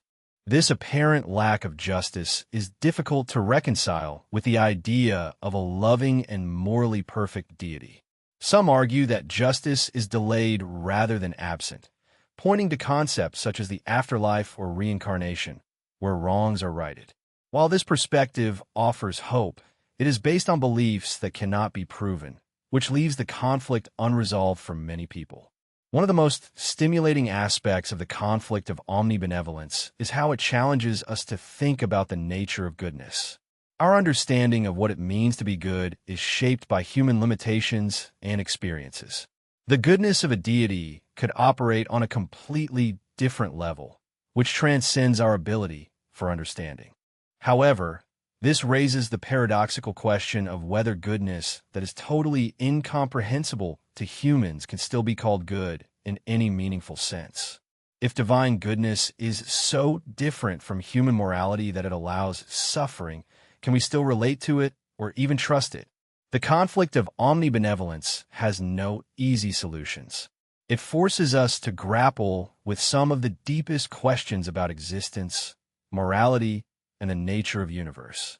Regardless of whether one believes in a deity, the questions raised by this conflict are relevant to everyone. They challenge us to think critically about the meaning of goodness, the role of suffering, and the limits of human understanding. Ultimately, the conflict of omnibenevolence highlights the tension between faith and reason itself. For those who believe in a benevolent deity, it may require acceptance of mystery and a willingness to trust what is unseen. For those who question the existence of such a being, the conflict underscores the complexity of reconciling human experiences with abstract ideals. In any case, it invites deep reflection and continuous dialogue, reminding us that some mysteries may never be fully resolved. The duck and rabbit problem is a thought experiment that challenges how we perceive and interpret the world around us. In essence, it is about how the same image can be seen in two different ways, depending on how we decide to look at it. The famous drawing that lies at the heart of this problem is a simple line illustration. Some people see it as a duck, while others see it as a rabbit instead. The magic of the image is that it can be both, but not at the same time. You can alternate between seeing the duck and the rabbit, but your brain cannot maintain both interpretations at once. This simple visual trick opens up profound questions about perception, reality, and how we make sense of our world. The image itself is simple. On one side, there is what appears to be a duck's beak, and, on the other, two shapes that could easily be interpreted as rabbit's ears. When someone sees the drawing for the first time, their brain immediately decides what it is. This decision is automatic and influenced by experience, context, even cultural baggage. For example, if the image is shown during Holy Week, people are more likely to see a rabbit. If it is near a pond or in a story about ducks, they may see a duck. The context surrounding the image can subtly influence the mind in a direction without us realizing it. The duck rabbit was popularized by the philosopher Ludwig Wittgenstein in his book Philosophical Investigations. Wittgenstein used the drawing to illustrate a key idea about how human beings interpret the world. He argued that perception is not just seeing, but also interpreting what we see. When we look at the image of the duck and the rabbit, our brain is not limited to capturing visual information, but actively decides what the image is. This decision-making process is so fast that we often don't realize it. However, the duck and the rabbit reminds us that what we see is not always an objective truth, but a combination of the raw data from our senses and the interpretations that our mind imposes on them. This raises an important question. To what extent is what we see determined by our expectations and assumptions? In the case of the duck and the rabbit, you can change your interpretation if someone points out the alternative vision to you. If you see the duck first, someone might say to you, "But do you see the rabbit?" Suddenly, your brain changes and the image changes. The drawing has not changed, but your perception has. This ability to switch between interpretations shows how flexible our mind can be. It also highlights how easily our perception can be influenced by external stimuli. The problem of the duck and the rabbit not only applies to images, it is a metaphor for how we interpret the world in general. In life, we often encounter situations or ideas that can be seen in multiple ways. What seems like a problem for one person may be an opportunity for another. A decision that seems right today may seem like nonsense in retrospect. The way we frame something, how we choose to see it, can completely change our experience of it, just like the duck rabbit. Many things in life do not have a single fixed meaning, but are open to interpretation. This idea can be applied to everyday situations. Imagine you are driving and someone cuts you off in traffic. Your first interpretation might be that the driver is rude or reckless, but what if there is another explanation? Maybe he is in a hurry because of an emergency. The same event, a car cutting you off, can be seen in two very different ways depending on how you frame it. Like the duck rabbit, the event itself does not change, but your interpretation does. This flexibility in perception is a powerful tool that reminds us that we have the ability to change our perspective and see things from a new point of view. The duck-rabbit problem also has implications for how we communicate with others. When two people disagree on something, it is often because they're interpreting the same situation in different ways. One can see the duck, while the other sees the rabbit. No interpretation is incorrect, but they are different. Recognizing this can help us approach disagreements with more empathy. Instead of insisting that our opinion is the only correct one, we could try to understand how another person can see the same situation differently. This does not mean that we have to agree with her, but it opens the door to a better understanding. Psychologists have studied the duck rabbit and other similar images to explore how the brain works. These studies show that perception is not a passive process. Our brains do not simply record the world like a camera, but actively interpret and construct reality based on the information they receive. This process is influenced by past experiences, cultural norms, and even our current mood. For example, if someone feels happy, they're more likely to see the duck rabbit as something fun or interesting. If they feel frustrated, they may see it as something confusing or irritating. This shows how deeply personal that can be. The problem of the duck and the rabbit is also related to broader philosophical questions about reality. If two people can look at the same image and see different things, what does that say about the nature of reality itself? Is there an objective truth, or is everything a matter of interpretation? Wittgenstein used the duck and the rabbit to argue that meaning is not inherent in objects, but is created from how we use and interpret them. This idea challenges the notion that there's a single absolute way of seeing the world. Instead, it suggests that reality is more fluid and subjective than we might think. In a broader sense, the problem of the duck and the rabbit encourages us to remain curious and open-minded when we encounter something new.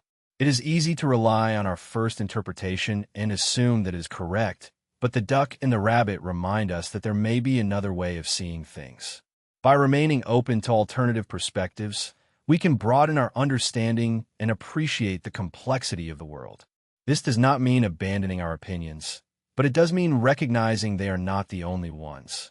The problem of the duck and the rabbit is a simple drawing, but it contains profound lessons about perception, interaction, and the nature of reality. It shows us that what we see is not always what is there, and that the way we frame something can completely change its meaning, whether we're looking at an image, navigating a disagreement, or interpreting an event in our life. The duck and rabbit remind us that we must consider multiple perspectives. By doing so, we can better understand not only the world around us, but also the minds shaping our vision of it. The paradox of circular time is the idea that time might not flow in a straight line from the past to the future, but instead go back on itself, creating a cycle in which the end of time becomes its beginning. It is a concept that challenges our understanding of time as linear and sequential. If time is circular, questions arise about cause and effect, free will, and the nature of reality. These questions make the paradox as fascinating as it is difficult to solve. We usually think of time as a line. We have a past, a present, and a future. Events happen sequentially, one leading to the next.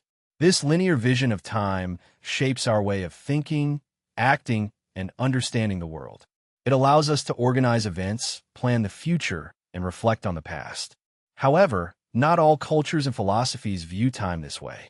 Many ancient civilizations, such as the Mayans and Hindus, believed in cycles of time, periods of creation, destruction, and rebirth that repeat endlessly. In these traditions, time is not a straight path, but a circle that returns to the same point again and again. If time were circular, it would mean that all events we experience have already happened and will happen again. Imagine living your life only to reach the end and find yourself starting over without even realizing. You might think you are experiencing everything for the first time, but you are trapped in a loop.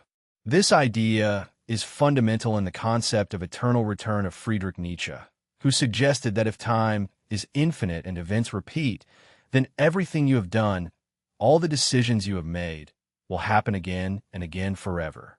This raises profound questions about the meaning of life and whether our actions have meaning in a circular timeline. Cause and effect become much harder to explain. We usually think of causes as preceding their effects. If you drop a glass, it breaks. The act of dropping it causes the breakage, but if time is circular, what happens to the sequence?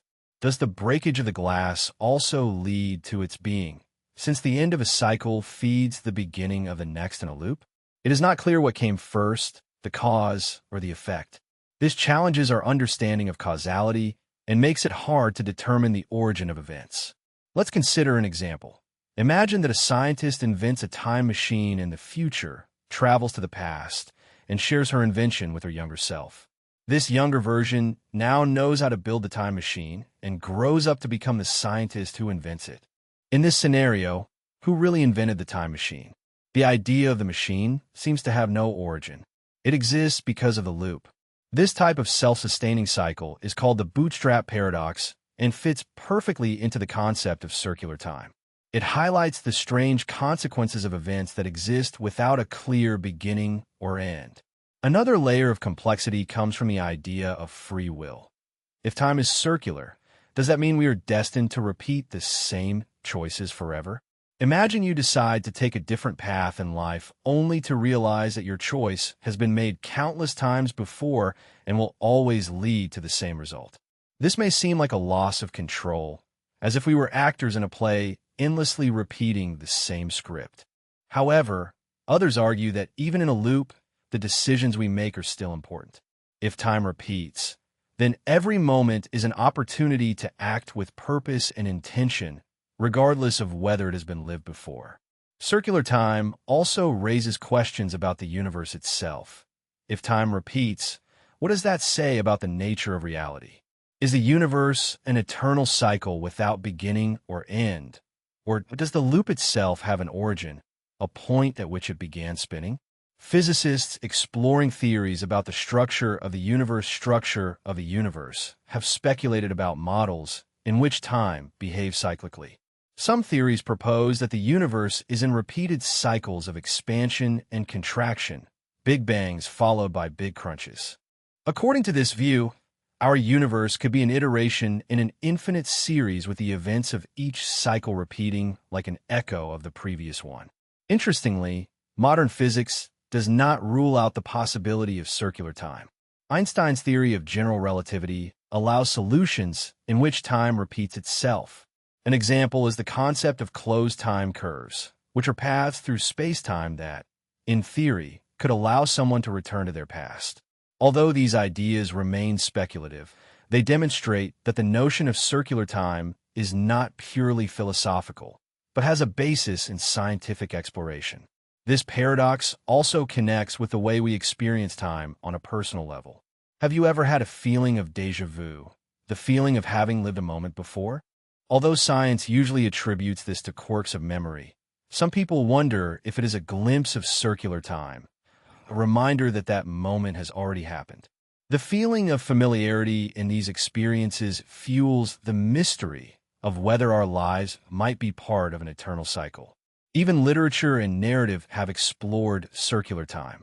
Works like Kurt Vagit's Slaughterhouse-Five and the movie Interstellar by Christopher Nolan play with the idea of nonlinear time. These stories force us to think about what it means to live in a world where time follows a straight line. In Slaughterhouse-Five, for example, the protagonist is trapped in time and experiences moments of his life out of sequence. This fragmented vision of time reflects the possibility that our linear perception does not capture the whole picture. The paradox of circular time remains unresolved and perhaps always will be. It challenges our way of thinking about beginnings and endings, about cause and effect, and about our own decisions. If time repeats endlessly, then the question of where it began might not have an answer. And if every moment is destined to repeat itself, it forces us to face what really gives meaning to life. Are they the unique experiences that we believe we have, or is it the value we assign to those moments, regardless of how often they occur? Ultimately, the paradox reminds us of the limits of human understanding. Time is something we experience constantly, but its nature remains one of the greatest mysteries. Whether time is linear or circular, whether it flows endlessly forward or repeats itself, it continues to challenge our attempts to understand it fully. Perhaps that is why the paradox endures. It raises the deepest questions we can ask ourselves about ourselves, our universe, and the nature of existence itself. The paradox of preference is a mental experiment that challenges our way of thinking about our choices and our freedom. It suggests that by always choosing what seems most rational or optimal, we can actually lose the essence of true freedom. At first glance, this idea seems contradictory. Isn't freedom about being able to choose what we want when we want? But the paradox reveals a deeper question. If our preferences are totally determined by external factors or by our internal logic, are we really free, or are we simply following a predetermined path? Let's imagine a person in front of two doors. One leads to a room full of all their favorite things, comfortable furniture, delicious food, and entertainment that they enjoy. The other door leads to a completely random experience, which could be better, worse, or simply different from what you're used to. A rational person would probably choose the first door because it guarantees comfort and happiness based on what they know they like.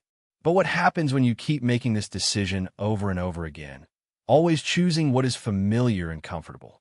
Without realizing it, you can get trapped in a bubble of predictable experiences, never exploring the unknown, and your preferences begin to define and limit your world. Now let's think about how preferences are formed. People often believe that their choices are entirely their own, but preferences are shaped by education, culture, and environment.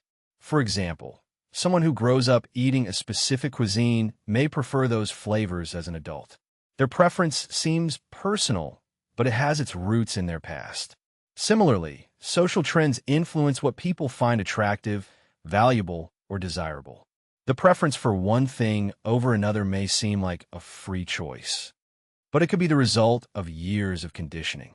If preferences are shaped by external forces, are we really making free decisions when we follow them?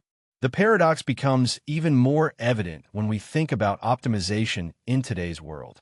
People are encouraged to make the best decisions, whether in their careers, in their relationships, or even in their leisure activities. Technology plays an important role here. The algorithms of streaming platforms, shopping websites, and social networks recommend content based on our past preferences. These recommendations often seem useful because they match what we already like, but over time they limit our experiences. If all the movies you watch are recommended to you based on your previous choices, you may never discover a movie outside your comfort zone. The same goes for music, books, or even news. The effort to optimize every choice can create a feedback loop in which your world becomes smaller and less diverse. This leads to a question: is following our preferences always the right thing to do? The paradox of preferences suggests that it is not. Freedom may require stepping outside of what seems natural or logical to us. It means choosing something not because it is the best option, but because it is different. By doing so, we expose ourselves to new experiences, ideas, and possibilities that could completely reshape our preferences. Imagine someone who always prefers one musical genre, but decides to attend a concert of a completely different style. They might discover that they like it and expand their world in ways that they could not have foreseen. A famous philosophical experiment helps to illustrate this point. Imagine a machine that can perfectly simulate any experience you want. You can connect to this machine and live your ideal life, a life full of pleasure, satisfaction, and success. Most people would hesitate to use the machine because they know that the experiences would not be real, even if the machine satisfies all their preferences. There is something not right about giving up the unpredictability of real life. This mental experiment shows that people value more than simply satisfying their preferences. They value the freedom to explore, change, and grow, even if it means facing uncertainty. The paradox of preference also highlights spontaneity's role. Some of the best moments in life come from unexpected decisions, such as meeting a new friend, finding a hidden place on a road trip, or trying an activity you never thought you would enjoy. These moments happen not because they align with your existing preferences, but because you have stepped outside them.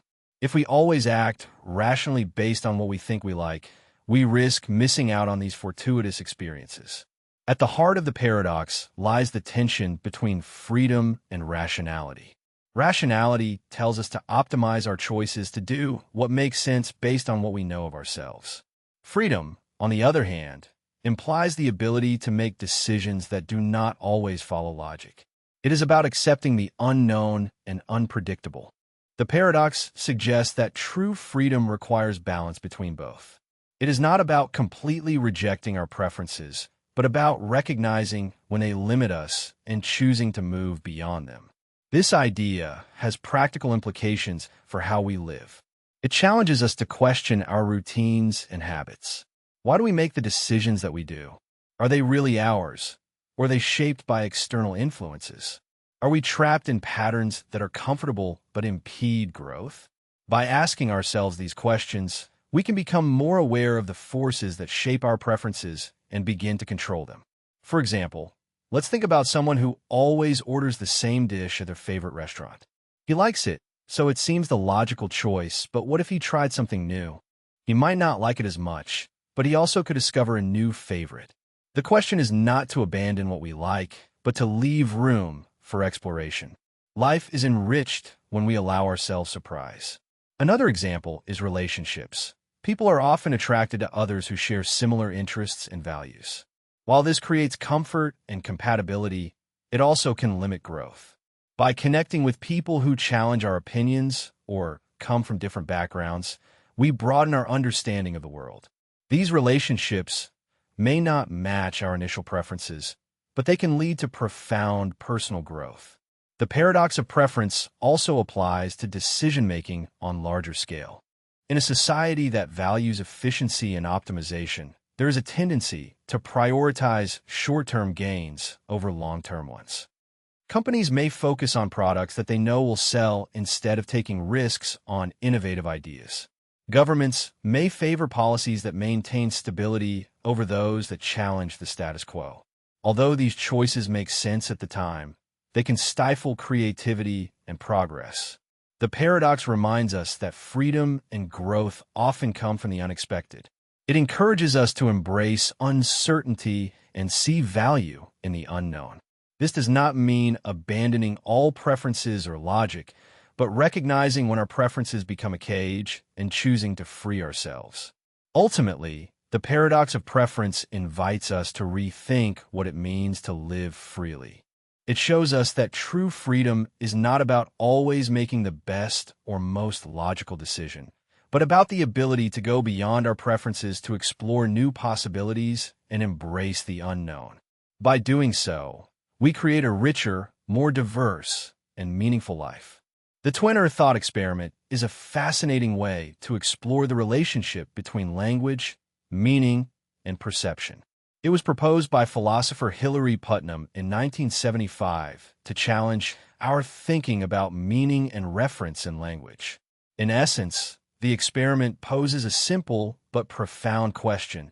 How does the meaning of a word depend on the world we live in? By imagining a hypothetical scenario, the thought experiment reveals profound insights into how our minds interact with the outside world and how meaning is tied to context.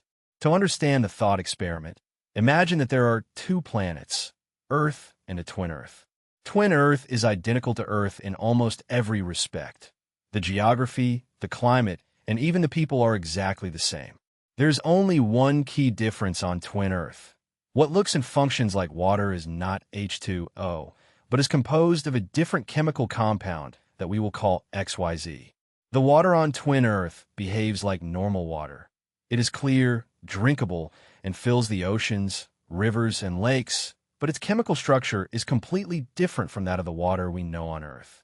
On Twin Earth, the word water refers to XYZ, while on Earth it refers to H2O. Now, let's imagine a person living on Earth in 1750, before anyone knew about chemical structures. At that time, both the inhabitants of Earth and those of Twin Earth would use the word water to describe the transparent and drinkable liquid that they encounter in their daily lives. Neither group would know that they are chemically distinct substances. Despite this, Putnam argues that when the people of Earth say water, they are specifically referring to H2O, and when the people of Twin Earth say water, they are referring to XYZ. This suggests that the meaning of water is determined not solely by what people know or believe, but also by the underlying nature of the substance and its environment. The mental experiment reveals a key idea. Meaning is partly determined by external reality, not only by our thoughts or definitions. When we say water, we refer to the real chemical substance H2O, even if we do not consciously know its chemical composition. This concept challenges the idea that meaning exists entirely in a mind. Instead, it suggests that meaning is a combination of internal understanding and external facts. To clarify this, let's consider another example. Let's imagine two people, one on Earth and another on Twin Earth, who point to a liquid and say, "This is water." From their perspective, both are right. The liquids they describe seem identical and have the same taste, but the meaning of their words differs because the substances are chemically distinct. The water of the person from Earth refers to H2O, while the water of the person from Twin Earth refers to XYZ. The experiment demonstrates that Even when experiences and appearances are the same, the meaning of words may differ due to the underlying reality. This mental experiment also raises questions about how language evolves. In 1750, people on Earth did not know that water was H2O. They used the word water to describe a transparent and drinkable liquid, but once scientists discovered its chemical structure, the meaning of water became linked to H2O. This means that scientific knowledge can shape the meaning of words. Over time, the same would happen on Twin Earth. When the scientists of Twin Earth discovered that their water was XYZ, the meaning of their word water became linked to its unique chemical structure. The Putnam experiment also questions the idea of meaning as something that exists solely in our mind. It suggests that meaning is not only about what we think, but also about the world in which we live. For example, if a scientist from Earth were to visit Twin Earth and examine its water, he would discover that it is chemically different from H2O. Although it looks and works the same, it is not the same substance. This demonstrates that meaning depends on both perception and external reality. Our understanding of the world is shaped by the things we interact with, and these interactions influence the words we use and their meanings. The mental experiment also has implications for identity and uniqueness. If Earth and Twin Earth are identical in everything except the composition of water, does this make them fundamentally different? At first glance, the difference may seem small, but it reveals how even small variations in reality can have a significant impact on meaning. This invites us to think about how much of our identity and understanding is shaped by the specific environment in which we live. For example, let's consider a scenario in which someone from Earth moves to Twin Earth. At first, he might think that the water of Twin Earth is the same as what he knew on Earth. However, over time, he could learn about the chemical difference and come to see XYZ as distinct from H2O. This change in understanding reflects how closely meaning is linked to context. The Twin Earth mental experiment encourages us to think about the limits of our knowledge and how meaning evolves as we learn more about the world. One of the most suggestive aspects of this experiment is its relevance to modern questions about language and technology. In a world where artificial intelligence and machine learning systems process language, the Twin Earth scenario highlights the importance of context. A machine can recognize the word water, but not understand its deeper meaning if it does not understand the difference between H2O and XYZ.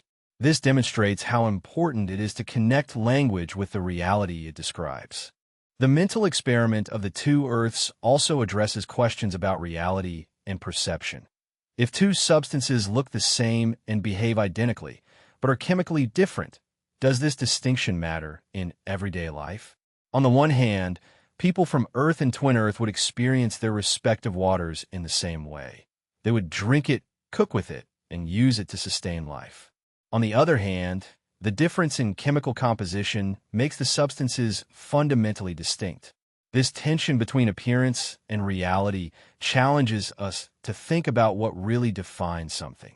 In summary, the Twin Earths mental experiment invites us to question how meaning is created and how it changes over time. It demonstrates that meaning is not limited to what we think or believe, but also has to do with the world with which we interact. By imagining a world so similar but slightly different from our own, we gain new perspectives on the nature of language, knowledge, and reality. The experiment does not offer definitive answers, but it encourages us to think deeply about the connections between our mind, our words, and the world around us. In doing so, it reveals the complex and fascinating relationship between meaning and reality. The paradox of hedonism explores a simple but disconcerting truth. The more directly you pursue happiness, the less likely you are to find it. This idea seems contradictory. After all, isn't happiness something we all strive for? Shouldn't focusing on it bring us closer to achieving it? The paradox suggests the opposite, showing how the relentless pursuit of pleasure and satisfaction often leads to disappointment or emptiness. To understand the paradox, think about what happiness means to many. Happiness involves positive emotions, fulfillment, or a sense of satisfaction. However, These states are often byproducts of other actions, rather than something we can manufacture at will. Think about laughter. It arises naturally in the moment, often from humor or from joy. You cannot force yourself to really laugh if nothing is funny. Similarly, happiness is often a response to internal or external experiences, rather than something we can achieve and pursue. Imagine someone whose main goal in their life is to be happy. They structure each decision, each action, around maximizing pleasure. Avoid commitments or challenges that may cause discomfort. Only look for things that provide immediate gratification. Although this may seem attractive at first, it often leads to dissatisfaction. Life becomes repetitive and superficial when everything revolves around the pursuit of fleeting pleasures. The paradox lies in realizing that happiness usually arises not from pursuing it directly, but from participating in meaningful activities or pursuing goals beyond oneself. Let's take relationships as an example. If someone approaches a friendship or romantic relationship with the sole objective of being happy, the dynamic usually becomes self-centered. You may constantly evaluate whether the relationship brings enough joy, instead of focusing on the connection itself or the needs of the other person. Ironically, this constant evaluation can erode the bond that could have brought genuine and deep happiness. Relationships thrive when we prioritize others, show interest, and invest in shared experiences. Happiness becomes the natural result of these actions, rather than the central goal. The same applies also to work and achievements. Think of someone who pursues a career solely for the promise of happiness. You may choose a job that you think will make you happy, such as one with a high salary or little stress, but over time you find it unsatisfactory, without a deeper sense of purpose or connection to the work, and the joy you expected does not arrive. Compare this to someone who pursues a career out of passion or a desire to contribute something meaningful. The focus shifts from happiness to purpose, and happiness is often a result. The philosopher John Stuart Mill articulated this paradox very well. He believed that happiness cannot be obtained by seeking it directly, but arises as a side effect of pursuing other goals. Mill observed that people who engage in meaningful activities, whether a cause, a creative activity, or helping others, often feel happier than those who focus solely on their pleasure. By directing attention outward, happiness finds its way inward. The paradox is also revealed in the context of pleasure. Short-term pleasures, such as eating a favorite dessert or buying something new, can provide a brief boost of happiness. But when we rely too much on these pleasures, their impact diminishes over the time. Psychologists refer to this as hedonic adaptation. Once the initial emotion fades, we return to our baseline level of happiness, which often leaves us wanting even more. Pursuing pleasure in this way can become a cycle in which each new search is less satisfying than the last. A practical example is the difference between material possessions and experiences. Studies consistently show that experiences such as traveling, spending time with loved ones, or learning something new bring more lasting happiness than buying things. This is because experiences connect us with others, help us grow, and create memories that remain meaningful over the time. Material possessions, on the other hand, quickly lose their novelty and leave us wanting the next purchase. Again, the paradox appears. Happiness does not grow by trying to have more, but by living fully in ways that enrich our lives. Another layer of the paradox is how happiness often involves sacrifice or effort. Think about training for a marathon. The process is physically demanding and often uncomfortable, but when the race is completed, the sense of pride and accomplishment can be profound. Similarly, raising a child or working on a difficult project can involve stress, fatigue, and frustration, but these experiences are also some of the most rewarding because they connect us with a sense of purpose. Conversely, avoiding effort in favor of constant comfort often leads to boredom or a sense of stagnation. Happiness also depends on how we perceive it. When we obsess over whether we are happy enough, we often feel less satisfied. This constant self-monitoring can make even good experiences seem insufficient.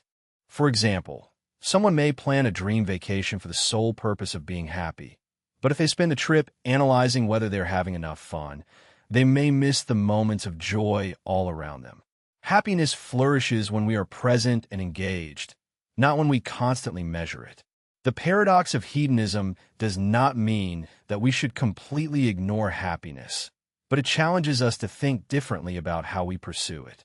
Instead of pursuing happiness directly, we can focus on things that give meaning to life, such as building relationships, contributing to others, engaging in hobbies, and pursuing goals that align with our values. By diverting our attention from happiness as the primary goal, we often find it in unexpected ways. This idea agrees with ancient philosophies such as Stoicism and Buddhism. Both emphasize the importance of living in harmony with one's values and accepting life's challenges rather than seeking constant pleasure. The Stoics believe that true happiness comes from virtue, not from external rewards. Buddhists teach that attachment to pleasure leads to suffering and that inner peace comes from letting go of the need to always feel happy. These perspectives remind us that the pursuit of happiness often involves moving away from the pursuit. In modern psychology, the concept of flow illustrates this idea well. Flow occurs when we are fully immersed in an activity, such as playing music, painting, or solving a problem. During flow, we lose track of time and focus entirely on the task. Paradoxically, these moments of intense concentration are often when people feel most happy. They aren't thinking about happiness. They're simply absorbed in what they're doing. This reinforces the idea that happiness is a byproduct of meaningful activity, not the result of directly pursuing pleasure. The paradox of hedonism encourages us to reevaluate our approach to life. It shows us that happiness has less to do with the search itself, but more with the journey, how we live, connect, and grow. It is not that happiness isn't important, but that it flourishes when we focus on something larger than ourselves. By accepting this paradox, we can live fuller, richer lives where happiness is not the goal, but a natural companion along the way.